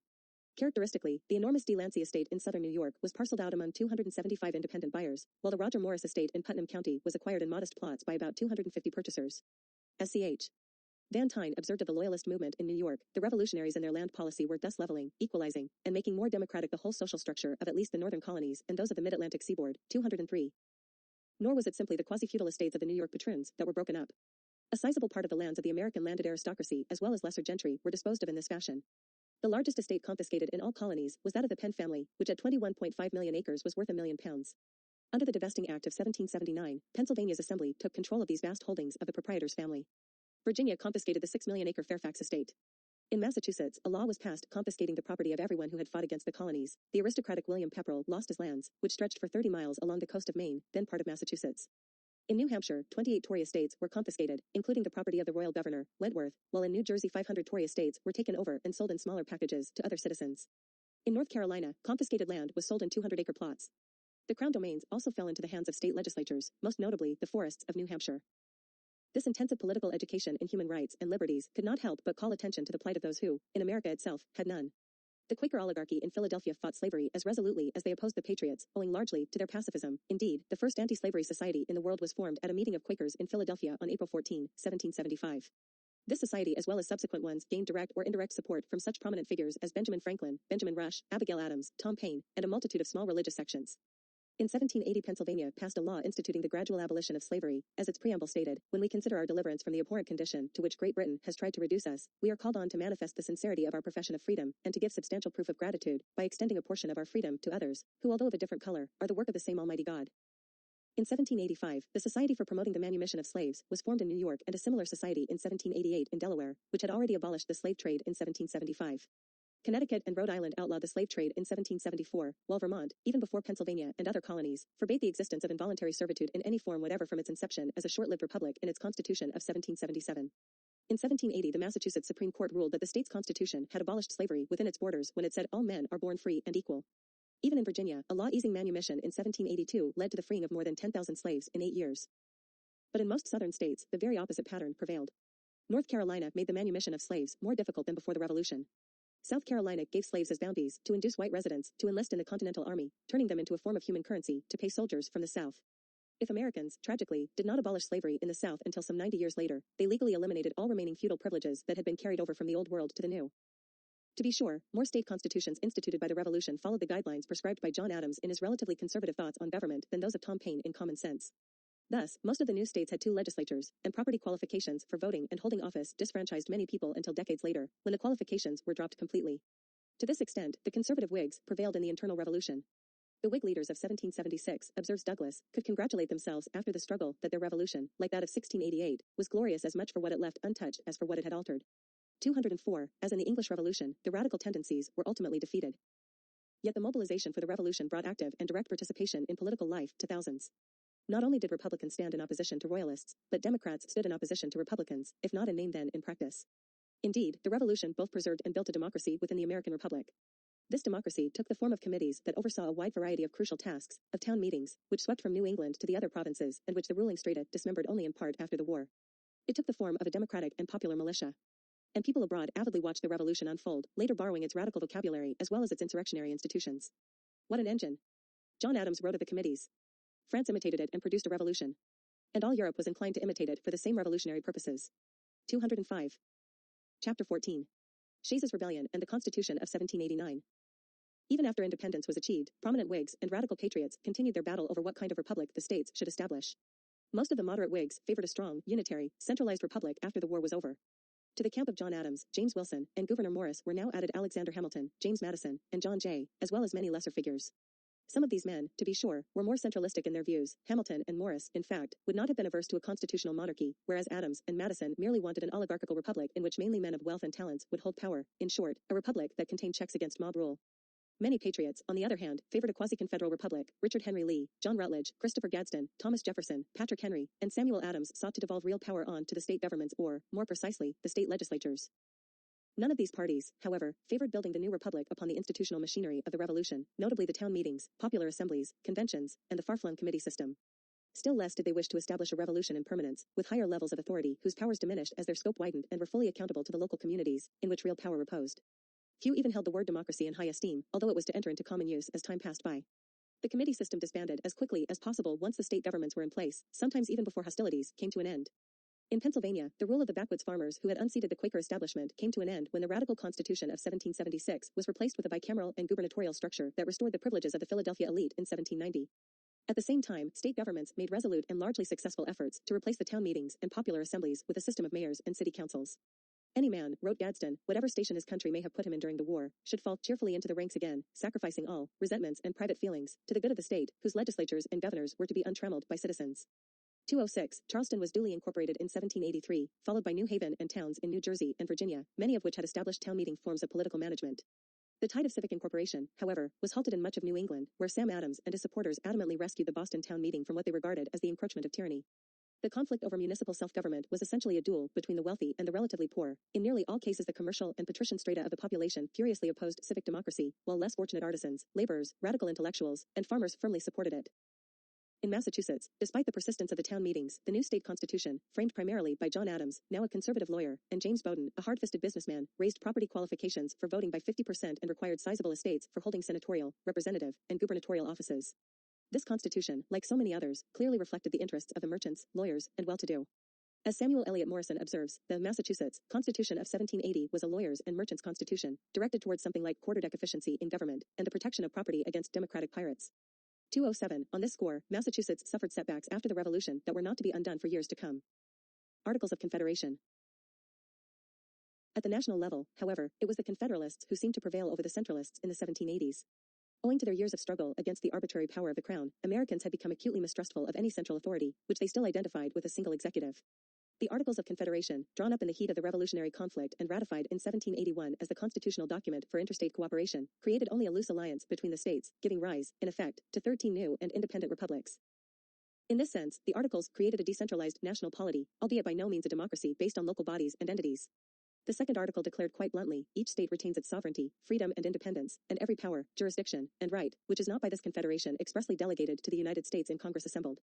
Its Confederation Congress had not only legislative power but executive power as well, and its delegates were annually appointed in such manner as the legislature of each state shall direct, with a power reserved to each state to recall its delegates, or any of them, at any time within the year, and to send others in their stead for the remainder of the year. Article 5. Each state, regardless of size, had at least 2 members, and no person shall be capable of being a delegate for more than 3 years in any term of 6 years. Article 5. The government's executive, which met only between sessions of the Congress, consisted not of an individual president but of a committee of the states, in which each state had 1 vote, irrespective of its size or population. Article 9. The Confederation central government was dependent upon the state legislatures for almost every resource and authority. In this respect, the new United States was not a typical nation-state. Expressly forbidden to maintain a professional army, Congress relied entirely upon the states to provide it with military forces as need arose, for the common defense or general welfare. It could not call for a mobilization of the militia and naval forces unless 9 states assent to the same.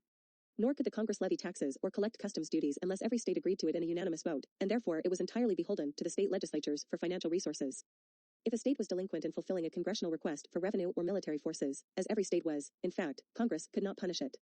Nor could it borrow funds. Although it could issue currency, the national government had no control over currency and banking in general, since the states could also issue currency, as 7 of them actually did. It had no power to conclude commercial treaties or intervene in any domestic affairs of a state, even in the face of an impending civil war, nor shall a question of any other point be determined, unless by the votes of a majority of the United States in Congress assembled. 208. Once the conflict with Britain was won, the states were less inclined to grant requests that the Congress made and were increasingly indifferent to the alliance as such, regarding themselves as sovereign republics. While the Congress had responsibility for paying off the enormous debt that the former colonies had incurred during their struggle, the states were prepared to allocate it only very meager resources. However adamantly the Articles of Confederation preserved state powers against central authority, however, this system was not decentralized to the point where power rested in towns and counties. Since the Articles devolved legal power upon the state legislatures, political authority was defined more by the state constitutions than by the Articles themselves. In the southern states and even in Massachusetts, their constitutions were expressly oligarchical, and the legislature usually elected the governor, who could not veto legislative acts, and exercised complete control over the courts, whose rulings were essentially subordinated to the legislature. Although the governor could appoint judges, he essentially remained under the legislature's control. Still, oligarchical tendencies often intertwined with Republican ones. Countervailing the power of state legislatures was the considerable power enjoyed by the citizenry. Elections were annual affairs, and voters consisted mainly of independent yeoman farmers, most of whom enjoyed a widely extended franchise. In Pennsylvania, North Carolina, and New Hampshire, property as a qualification for voting, sacrosanct during colonial times, was replaced by the mere fact of tax payments. Typically, the New England states had a very broadly based electorate. As early as 1777, Vermont placed no property or tax qualifications on the male franchise, and it was followed shortly afterward by Pennsylvania and Rhode Island, which made it possible for such relatively broad electorates to change legislatures very easily if they so chose. Although farmers by no means voted against the American aristocracy, for many of them were equally conservative on many issues, as Merrill Jensen observes, still, where agrarian interests were involved in such matters as local self-government, paper money, and debt collection policies, they could and did outvote the minority, that is, the merchants, financiers, and tradesmen in the large cities. And in such cases, there was no central government to which a hard-pressed minority could appeal for help, the governors had no veto, the courts were weak. Thus the American Revolution made possible the democratization of American society by the destruction of the coercive authority of Great Britain and the establishment of actual local self-government within the separate states under the Articles of Confederation. 209. Newburgh. The conservative Whigs found the polity created by the Articles of Confederation wholly unacceptable, and the old unabated fears of mob rule among the commercial classes and their spokesmen resurfaced with particular acuteness after the war. Once the fighting essentially came to an end in 1781, elitist reactionaries such as Alexander Hamilton and Gouverneur Morris were resolved to undo the newly achieved republic by establishing a monarchy or, failing that, by placing the states under military rule. To this end, they tried to exploit widespread disaffection in the army. Despite the Continental Army's definitive victory at Yorktown in 1781, the soldiers had received little or nothing in the way of pay for 4 or even 6 years. Washington pleaded with the Confederation Congress for money to pay his troops their wages and to give them the pensions that they had been promised during the fighting. But no funds were forthcoming. Unpaid, penurious, and uncertain of their future, the neglected soldiers felt unappreciated by the people whose liberty they had sacrificed so much to defend. After Yorktown, the aggrieved army, together with a militant group of officers, had collected around Army headquarters at Newburgh, New York. Instead of returning home to Mount Vernon, Washington remained with his troops and tried to ease their semi-mutinous state of mind. Although he dispatched a committee of officers to Philadelphia to express the soldiers' disillusionment to Congress and again demand that it fulfill its financial commitments to them, the bankrupt Congress could do nothing. Indeed, just after the committee arrived, a bill that would have allowed it to collect its own taxes was defeated when 2 states voted against it. While they were in Philadelphia, the officers on the committee conferred with the financiers governor and Robert Morris, who were interested in getting Congress to make good on the debt certificates that they held. After exploring their common ground, the officers and financiers agreed that the army should not disband until it had been paid, and if it were not paid, the officers should use the military to establish a strong central government, which could meet its demands, and, needless to emphasize, those of the government's creditors. For the army officers, the success of this plan depended upon the cooperation of General Washington, who the conspirators eagerly hoped would agree to lead the army, like a prototypical Bonaparte, disband the Congress and the state legislatures, and perhaps even become a constitutional monarch. The task of gaining Washington's support for this counter-revolution fell to Alexander Hamilton. In mid-February 1783, Hamilton, following a Carrotanstic policy, sent a carefully composed letter to Washington at Newburgh warning him that the Congress could not pay the soldiers, and that when this became clear the following June, the army would take up arms to procure justice to itself. 210, it would do this with or without Washington, Hamilton warned, but he shrewdly added the prediction that without Washington, the difficulty will be to keep a complaining and suffering army within the bounds of moderation. The far preferable alternative, he urged Washington, would be for the general to lead his troops in taking control over the country himself and establish a system of taxation that can do justice to the creditors of the United States. 211, monarchy was the system of government that was most known to history and most common in the world today, Hamilton argued. In accepting the offer to become king, Washington would merely be adhering to the norm of the times. One of Washington's own confidential correspondents, Joseph Jones, confirmed for him that danger was indeed very real in the army. The general's reputation with the men he commanded, Jones warned, was being systematically undermined by dangerous combinations in the army, so that should Washington refuse to go along with the coup plan, the weight of your opposition will prove no obstacle to their ambitious designs, and it could be carried out without him. When Washington investigated the situation himself, he found that Jones was correct. The mood of the soldiers was more rebellious than he had supposed. 212. To his lasting credit, Washington in March rejected Hamilton's proposal in the firmest possible terms and refused to lead an enterprise that would be productive of civil commotions and end in blood. I shall pursue the same steady course of conduct which has governed me hitherto, he wrote, fully convinced that the sensible and discerning part of the army cannot be unacquainted, although I never took pains to inform them, of the services I have rendered it on more occasions than one. 213. Once the conspirators realized that they would have to bypass Washington, the dangerous combinations within the army of which Jones warned grew rapidly in numbers and decisiveness. Unsigned literature circulated throughout Newburgh deprecating the general himself and calling for a mass meeting of the officers to discuss the upcoming military coup. Frustrated by his own inability to help his soldiers gain the pay they were owed, Washington nonetheless felt that he had to arrest on the spot the foot that stood wavering on a tremendous precipice. To head off the upcoming mass meeting, he announced a meeting of his own at Newburgh for March 15, 1783. This was probably the most important single gathering ever held in the United States, writes Washington's biographer, James Thomas Flexner, 214, a decision by the general that probably rescued the Revolution from defeat and the former colonies from domestic monarchical rule. Although Washington hinted to his officers that he would not attend the meeting he had called, his sudden appearance on stage took the rebellious officers in attendance aback. He told his angry men that the country in which they were being asked to establish a tyranny was that of our wives, our children, our farms, and other property, and he implored them not to deluge our rising empire in blood. But their faces remained stonily impassive. He then took out a letter from a congressman that he wanted to read, but he could not see it well enough and so had to put on his spectacles. His men had never seen him wear them before. I have not only grown gray, but almost blind in the service of my country, he quietly explained. His momentary helplessness completely won over the hearts of his men, who gathered around him and wept with contrition over the frailty of their commander. The conspiracy simply dissolved. The moderation and virtue of a single character, Thomas Jefferson later wrote, probably prevented this revolution from being closed, as most others have been, by a subversion of that liberty it was intended to establish. 215. Shay's Rebellion. The aborted coup still left the decentralized Confederation Congress and the Articles of Confederation in place, and the Republic's wealthy creditors loathed it all the more once the prospect of changing the confederal government seemed to be postponed indefinitely. All the difficulties that the Republic faced were portrayed by these men as stemming from the Articles, and later nationalist or so-called Federalist historians of the Revolution were to paint the Confederation era in the darkest colors. In fact, the 1780s was a period of marked, if uneven recovery from wartime dislocations. Trade between the American port cities and Europe began to revive soon after the end of hostilities, and with the Peace Treaty of September 1783, in which His Britannic Majesty recognized his former colonies as free, sovereign, and independent, American ships were far freer to trade than they had been under the imperial system. The southern economy, too, recovered rapidly. Its tobacco, indigo, and raw materials were direly needed by the British, and a brisk trade developed between the two former enemies. The population in and around Boston in particular was basically oriented toward a market economy, fueled by growing opportunities for profit and expansion. During the Confederation, Boston was no more an industrial town than other American towns and cities, although English methods of mass manufacture were beginning to penetrate the United States, but unlike in much of rural America, money rather than barter was the principal means of exchange, and increasingly one's needs were supplied by purchasing goods that others had produced with their labor rather than by homemade goods. The city's population consisted largely of merchants, artisans, speculators, and a host of professionals. It was clearly a commercial town whose authentic concern was business and economic growth. By contrast, the backcountry agrarian culture was radically different from that of the seaboard towns. The farmers who had settled in central and western Massachusetts had developed a modest subsistence agriculture that allowed them to be almost wholly self-sufficient and required little, if any, currency. The yeoman who remarked that he could acquire a good living on the produce of his farm for himself and his entire family was not unusual. Nothing to wear, eat, or drink was purchased, as my farm provided all.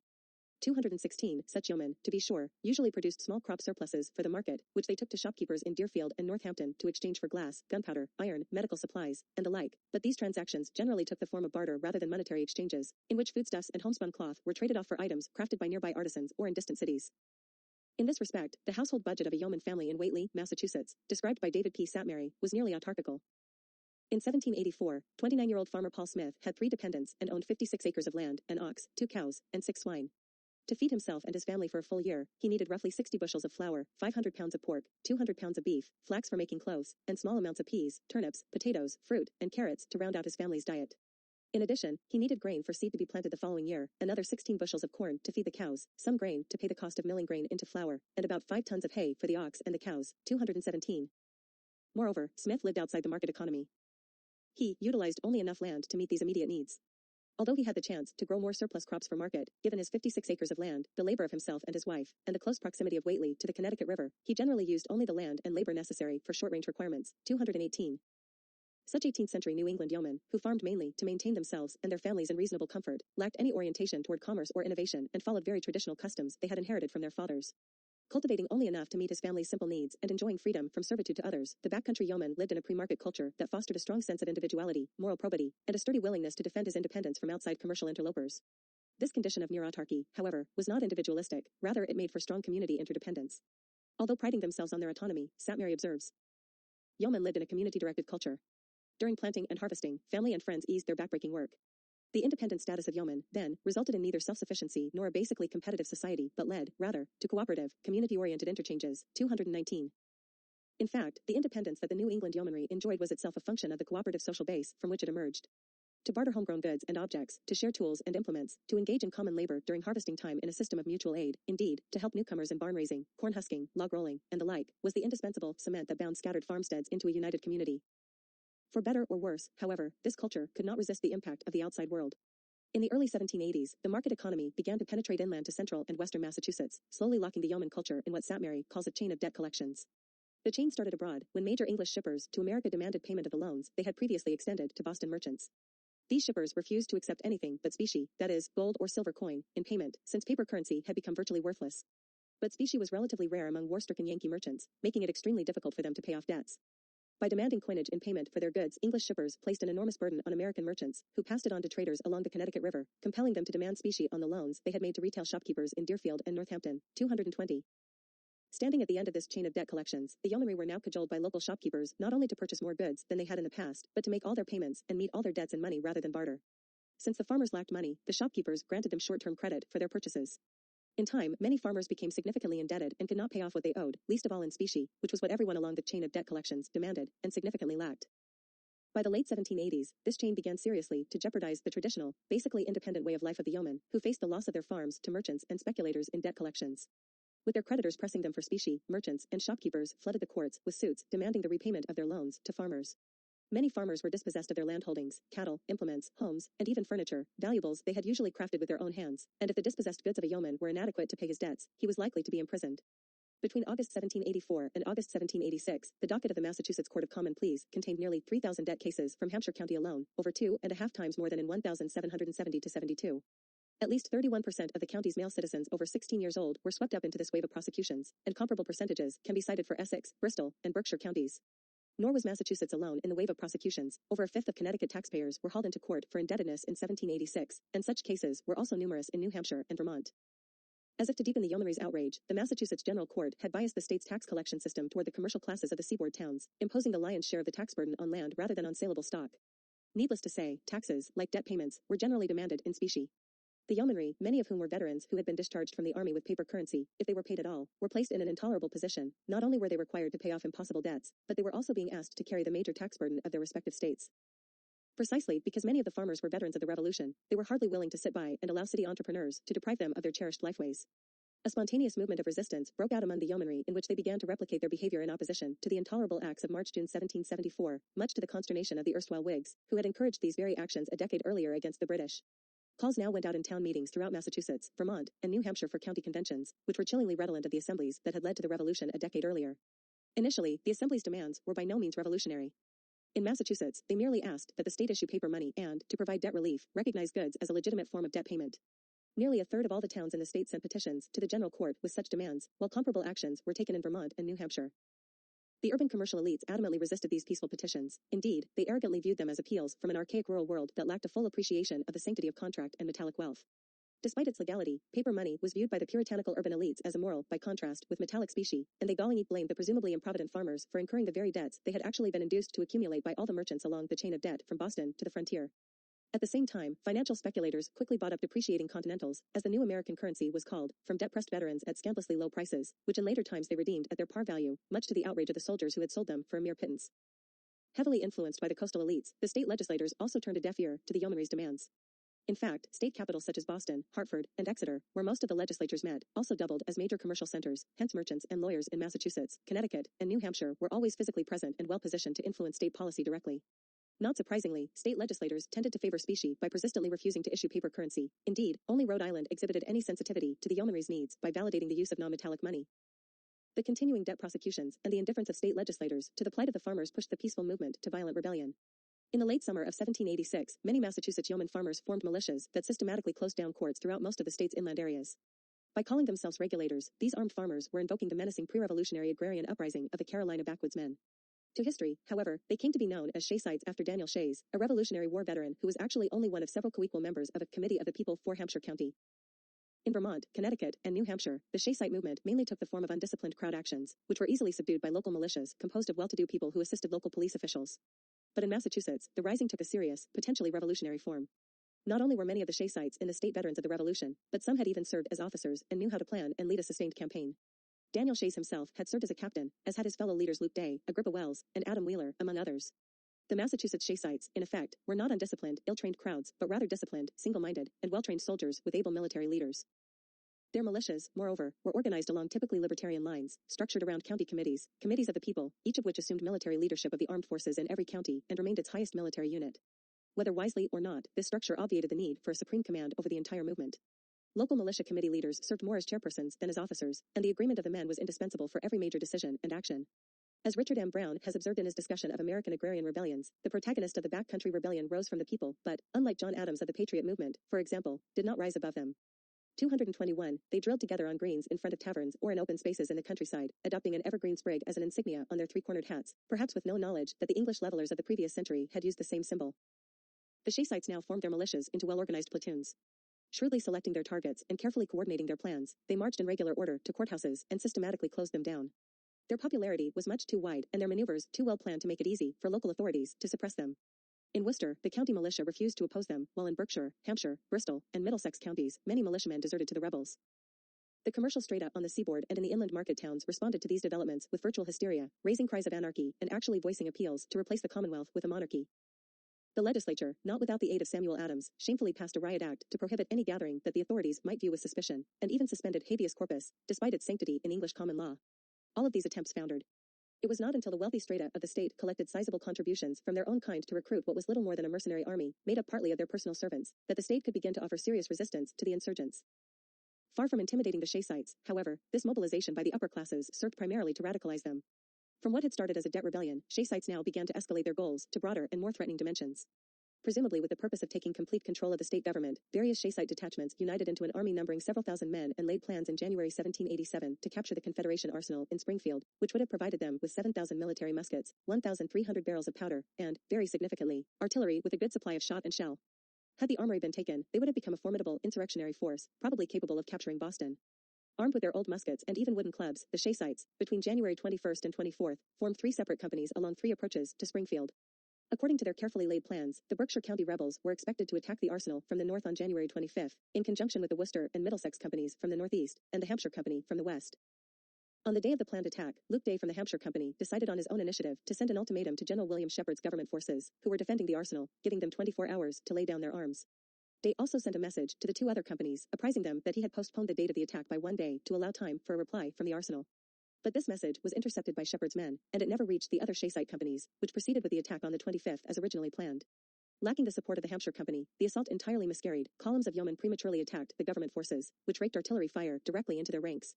In the absence of artillery and sufficient forces, the attacking Shayites were compelled to withdraw to outlying towns, leaving behind 24 dead and wounded. Eli Parsons, a Shayite, later declared that Day's intercepted message occasioned the Shayites' failure. They must have carried it, if their measures had been properly concerted. 222. Conventional histories of the insurrection create an egregiously misleading impression that the Shayites were dispatched by a whiff of grapeshot. Armed only with old muskets, clubs, and lacking aid from Luke Day's column, they had no choice but to retreat, nor did the movement evaporate after the Springfield fiasco. In fact, skirmishes and minor battles continued throughout Massachusetts until the Shayites were finally quelled by General Benjamin Lincoln, who commanded a well-armed force of 3,000 men from Boston, supported by artillery. During February, Lincoln surprised the Shayites at their Petersham camp and dispersed them with his massively superior forces and equipment. Many Shayites were subsequently rounded up and tried, others fled, finding refuge in Vermont, as did Daniel Shays himself, or in New York, and ultimately drifting westward into the Ohio Valley. The majority of Shayites, however, seem to have remained behind in Massachusetts as the economy improved and gradually accepted the new social dispensation that followed the Revolution. If the definition of a revolutionary requires that the person hold views antithetical to property as such, then in that sense the Shayites were not revolutionaries. They were property owners themselves and never questioned its legitimacy. But to the New England yeomanry, property, as we have seen, meant something very different from what it did to the emerging bourgeoisie. They regarded it as a means of life that formed the basis for personal independence and individual freedom, not a means for profiteering, acquiring riches, or gaining power. Their notions of property were imbued by a sense of strong moral responsibilities for the land, the community, and communal lifeways, and came closer to a form of simple usufruct than production for gain. Although the commercial men of the New England cities and market towns shared the yeomanry's views of property as sacred, they were engaged in making profit and created a highly monetized market and an expanding economy that conferred power and status as well as security on an exploitative elite. The yeomen, for their part, had literally carved their small properties out of the forest. Hence, as in the German Peasant War, two cultures collided that were guided by radically dissimilar values and economic imperatives, the one to seek enrichment and power, the other to retain modest, traditional, and communal lifeways. We will never know with certainty what the Shayites would have done had they seized the Springfield arsenal. But Shay himself told the Massachusetts Sentinel in January 1787 that after taking the arsenal, they planned to march directly to Boston, plunder it, and then, to destroy the nest of devils, who by their influence, make the general court enact what they please, burn it and lay the town of Boston in ashes. The Shayite farmers would then have it in their power to overthrow the present constitution and eliminate the present government, which was controlled by commercial interests. 223. Whether Shays actually made these patently incendiary remarks is difficult to establish. The political system that the Shayites intended to establish in place of the old regime seems to have been a yeoman democracy, which already existed in varying degrees through their own network of town meetings and county conventions. Had they won, Massachusetts, conceivably, could have become a confederal democracy, not unlike early Switzerland, and yeomen throughout New England could have tried to emulate them. In any case, together with the revolutionary events in Pennsylvania during the war, Shays' rebellion was as close as America came to an insurrectionary Third Revolution. The Constitution of 1789. The men who suppressed Shays' rebellion were surprisingly lenient in their treatment of the rebels. They made no effort to follow up their victory with a counter-revolutionary bloodletting. Indeed, the few Shayites who were sentenced to death were ultimately pardoned. But if the men of wealth and talents drew no blood, they profited immensely from the yeoman rebellion. The Shayite uprising was portrayed as dramatic evidence that the decentralized Articles of Confederation were unworkable, indeed chaotic, and that they had to be replaced by a new constitution, one that provided for an effective, centralized nation-state. To frighten wavering supporters of the Articles, General Henry Knox, the Secretary of War and a rabid centralist, bluntly denounced the Shayites as levelers, awakening fears that the British ruling elite had felt in the previous century. To Knox, the state, confederal, system was the accursed thing which will prevent our being a nation. The vile state governments are sources of pollution which will contaminate America for ages. What was needed, Knox claimed, was a strong central government with checks and balances. The worthy general himself was prepared to enforce the commands of such a government by a body of armed men to be kept for the purpose, that is, by a standing army. Rising to oratorical heights, Knox enjoined such a government, which had yet to be established, to smite the state governments in the name of God and the people.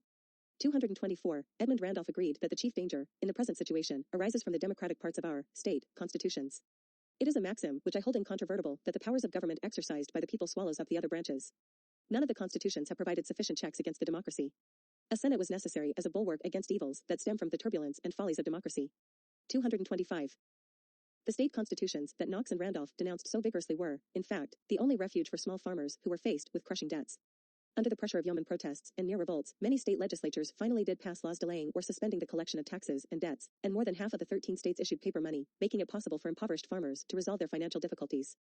A few states compelled creditors to accept paper instead of specie as an authentic means of exchange. If any single feature of the Articles of Confederation seems to have infuriated James Madison, the father of the Constitution, it was precisely the fact that these measures were taken by the state legislatures. He viewed them as serious transgressions of property rights by improvident agrarians, and regarded creditors as an oppressed minority whose rights it was the government's responsibility to protect. Government, Madison wrote, is instituted to protect property of every sort, a concern that was clearly focused on the interests of the well-to-do strata in the new country. This being the end of government, that alone is a just government which impartially secures to every man whatever is his own. 226. Despite the differences that existed between them, merchants and plantation owners required no arguments to convince them that the Articles of Confederation had to be supplanted by an entirely new instrument of government. The wealthy and well-educated elite of the new nation thereupon proceeded to adopt a strategy that they learned from the radical patriots during the Revolution. They convoked an extra-legal convention to create a new, basically nationalistic, constitution. If the people could call conventions in the name of preserving their liberties, the wealthy felt free to call them in the name of protecting their property. In September 1786, an assembly in Annapolis sent out a call for such a convention, presumably to revise the Articles of Confederation. 6 months later, the Confederation Congress, under strong pressure, agreed to the convention for the sole and express purpose of revising the Articles of Confederation and to devise such further provisions as shall appear to them necessary to render the Constitution of the federal government adequate to the exigencies of the Union. 227. The convention's mandate, it should be emphasized, was very limited, but the Constitutional Convention, which met from May 25 to September 17, 1787, in Philadelphia, blatantly and illegally exceeded it. In fact, the convention carried out a political revolution, and unlike the assemblies of the people during the revolution, which were open to all citizens, it was held in extraordinary, indeed conspiratorial, secrecy. The windows on the ground floor of the Pennsylvania State House, where the convention assembled, were kept shut even during the sweltering summer days to prevent ordinary people from overhearing the debates within, while troops patrolled the grounds outside. The secretary of the convention recorded little more than the various motions and the votes each one received. Fortunately for later historians, Madison took copious notes of the proceedings, but they were not published until the last of the delegates present, namely, Madison himself, had died. Thus, the process by which the present-day federal constitution was drawn up largely remained unknown to the much-revered people, in whose name it professed to speak, until well into the 19th century, by which time the constitution had sedimented itself into everyday American statecraft and tradition. Given this procedure and all the maneuvering surrounding the convention, it is not lurid to consider it a conspiracy by a self-interested elite against the people and the governing institutions of the Confederation. The presence of Washington at the gathering gave the convention a legitimacy it probably could not have attained on its own. Rhode Island refused to send any delegates, while Patrick Henry declined to attend it with the remark, "I smell a rat." James Madison's political philosophy draws a clear distinction between democratic and representative government. In his famous Federalist No. 10, Madison defines a pure democracy as a society consisting of a small number of citizens, who assemble and administer the government in person. A common passion or interest will, in almost every case, be felt by a majority of the whole. A communication and concert results from the form of government itself. 228, concepts that could almost have come from the writings of Rousseau. The practicability of democracy, Madison observes, is a function of size and scale. It was possible only in small communities of intimates, not in large cities, still less in a nation-state. Rooting his views of politics in the fixities of human nature, he asks, what is government itself but the greatest of all reflections on human nature? If men were angels, no government would be necessary. If angels were to govern men, neither external nor internal controls on government would be necessary. Inasmuch as this was not the case, he continued, in framing a government, you must first enable the government to control the governed, and in the next place oblige it to control itself. A dependence on the people is, no doubt, the primary control on the government, but experience has taught mankind the necessity of auxiliary precautions. 229. A separation of powers is necessary as a check on tyranny by playing each branch of government, the legislative, executive, and judicial, against the other, thereby limiting the powers of any single branch. Most of the delegates at the convention agreed on the need for a centralized national government whose authority enjoyed preeminence over the states. For some, this meant that the states would have to defer to the central government but would retain real powers that the national institutions did not claim for themselves. For others, including Madison himself, it meant that the states would all but disappear except as administrative units, somewhat like the departments later established in revolutionary France. The majority of the delegates, however, favored a national government not only based on a dire separation of powers, but allowing considerable authority to state legislatures. How the powers of the national government were to be structured, allocated, and given authority was the subject of intense debate, but most of the delegates favored a bicameral legislature in which an upper chamber presumably would consist of wise, moderating, and conservative elements over a more popular and irascible lower one. Madison and his allies were unsuccessful in producing the highly centralized system they wanted. The document preserved considerable states' rights, which was to produce an ongoing tumult over construing their powers for more than 2 centuries afterward. Indeed, in failing to clearly specify the powers of the states, the men who sat at Philadelphia throughout the summer of 1787 created a new form of government that was neither a highly centralized nation-state of the kind that suffocates French political life to this day, nor a Swiss-style cantonal confederacy, but rather a hybridized system in which the federal government remained surprisingly weak throughout the 19th century and the early part of the 20th. Only the New Deal era and the Second World War massively bureaucratized the national government and increased its scope over public life. The government that the federal constitution established was nonetheless much more centralized than the articles, appropriating powers that had formerly been cherished, however briefly, by the states. Indeed, some of the delegates never accepted Madison's centralistic approach. Elbridge Gerry of Massachusetts maintained that the respective powers of the President and Congress were too sweeping to avoid a tyranny, while George Mason eloquently warned that a constitution formed in secret from the public, with a powerful executive, might expand into a bureaucratic despotism and, lacking any Bill of Rights, undermine the domestic goals of the Revolution. The ratification struggle that followed the extra-legal convention was fought furiously over precisely these issues. The conventioneers had decided upon a ratification procedure that deliberately avoided submitting the new constitution to the state legislatures, which almost certainly would have rejected it. Instead, taking another page from the Book of the Revolution, the conventioneers decided to bypass the legislatures and go directly to the sovereign people. If the legislatures were adamantly opposed to ratification, the people might still be persuaded to accept the new constitution. In each state, it was decided, the people would elect a ratifying convention to consider the document. Aware that most Americans might still remain highly skeptical of a central government after their experience with the British Crown, supporters of the Constitution cynically co-opted the label Federalist to denote their cause, rather than Nationalist, which would more accurately have expressed their authentic goals. Thus was an illegal act, the closed and far-ranging convention, compounded by a demagogic act of misrepresentation. The convention prudently instituted the requirement that the support of no more than 9 states out of the 13 was needed to ratify the Constitution. Opponents of ratification were stamped with the unenviable and uninspiring sobriquet of anti-federalists. Madison's arguments for a national government and Mason's in opposition demarcated the broad outlines of the debate over the Constitution, if such it can properly be called, given the level of manipulative federalist pamphleteering that went on. Opinion ranged from extreme anti-federalists whose views verged on Switzerland anarchy, as a Cromwellian might have put it more than a century earlier, to extreme nationalists who seemed to favor a constitutional monarchy rather than a republic. The Federalists shrewdly availed themselves of radical slogans and measures to gain popular support, such as Tom Paine's maxim, that government is best which governs least. When anti-federalists expressed concern that the Constitution nowhere guaranteed the basic liberties of each individual, the Federalists assured them that these guarantees were implied in the Constitution, but the anti-federalists were not taken in by this ruse, and the Federalists were obliged to accept the need for a Bill of Rights that explicitly stated the liberties that Americans were to enjoy.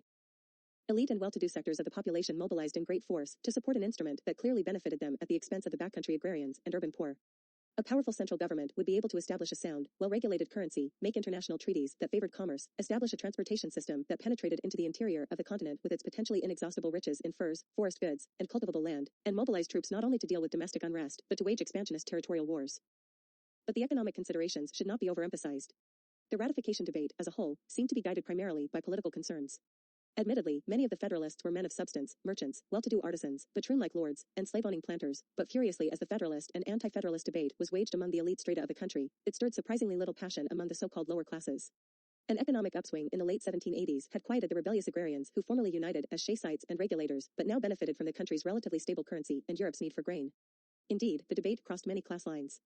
Some of the most adamant anti-federalists were actually men of wealth and position, such as George Mason, James Winthrop, Christopher Gadsden, Patrick Henry, the Lees of Virginia, and, for a time, John Hancock, whereas Sam Adams was obliged to end his opposition to the Constitution since his constituents among the Boston shipwrights supported it. The ratifying conventions held in the smaller states quickly accepted the document. It granted them parity of representation, 2 senators for each state, irrespective of its size, with the larger states in the Senate, which was the most they could have hoped for. Indeed, it was the largest states that posed the most serious obstacles. Massachusetts was so sharply divided on ratification that only the most cunning maneuvering, the most insistent pressure tactics, and major concessions to the anti-federalists gave the Federalists a 19-vote majority out of the 355 representatives at the state convention. Virginia and New York's decisions hung in the balance for months. Despite the strong nationalist sentiment among the delegates that Virginia had sent to the convention in Philadelphia, Virginians were largely anti-federalist. It required much heated debate and maneuvering before the state ratified the Constitution, and then by only a 10-vote margin out of 169. A huge barrage of articles and pamphlets favoring the Constitution was unleashed in order to garner New York's vote, spearheaded by the Federalist Papers, written mainly by Hamilton and Madison with a few essays by John Jay. Nevertheless, the Federalists won the state by only 3 votes out of 57. Rhode Island, having refused to send delegates to the Philadelphia Convention, also refused to call a ratifying convention. The Constitution went into effect without its assent, and only in 1790 did Rhode Island finally ratify the document and rejoin the Union. The Constitution and the Bill of Rights essentially allowed the states and, by indirection, the small localities enough leeway to retain democratic features of federalism within a loosely centralized union, as Tocqueville observed in the 1830s. Over time, as new states entered the Union, the right to vote was further broadened and a large variety of human rights were granted that did not fall within the purview of the federal government. States could decide whether they would be free or slave, whether they would restrict or expand the franchise, grant the vote to women or not, have bicameral or unicameral legislatures, tax or not tax their inhabitants, indeed, as we see today, allow for abortion, capital punishment, or gambling, harbor or extradite fugitives from all but federal crimes, legally rebel or not, and a host of other lesser but personally relevant and politically important rights, including varying degrees of easy access to the levers of government itself. Despite the bourgeois, commercial, and later imperialistic society that emerged in the following decades, the American Revolution had produced a remarkably multilayered governmental system. Within the centralized republic existed instrumentalities for creating a fairly decentralized democracy. Whether this structure can continue to exist and its democratic features be expanded at the expense of the centralized nation-state remains the most uncertain and undecided legacy of the Revolution to this very day.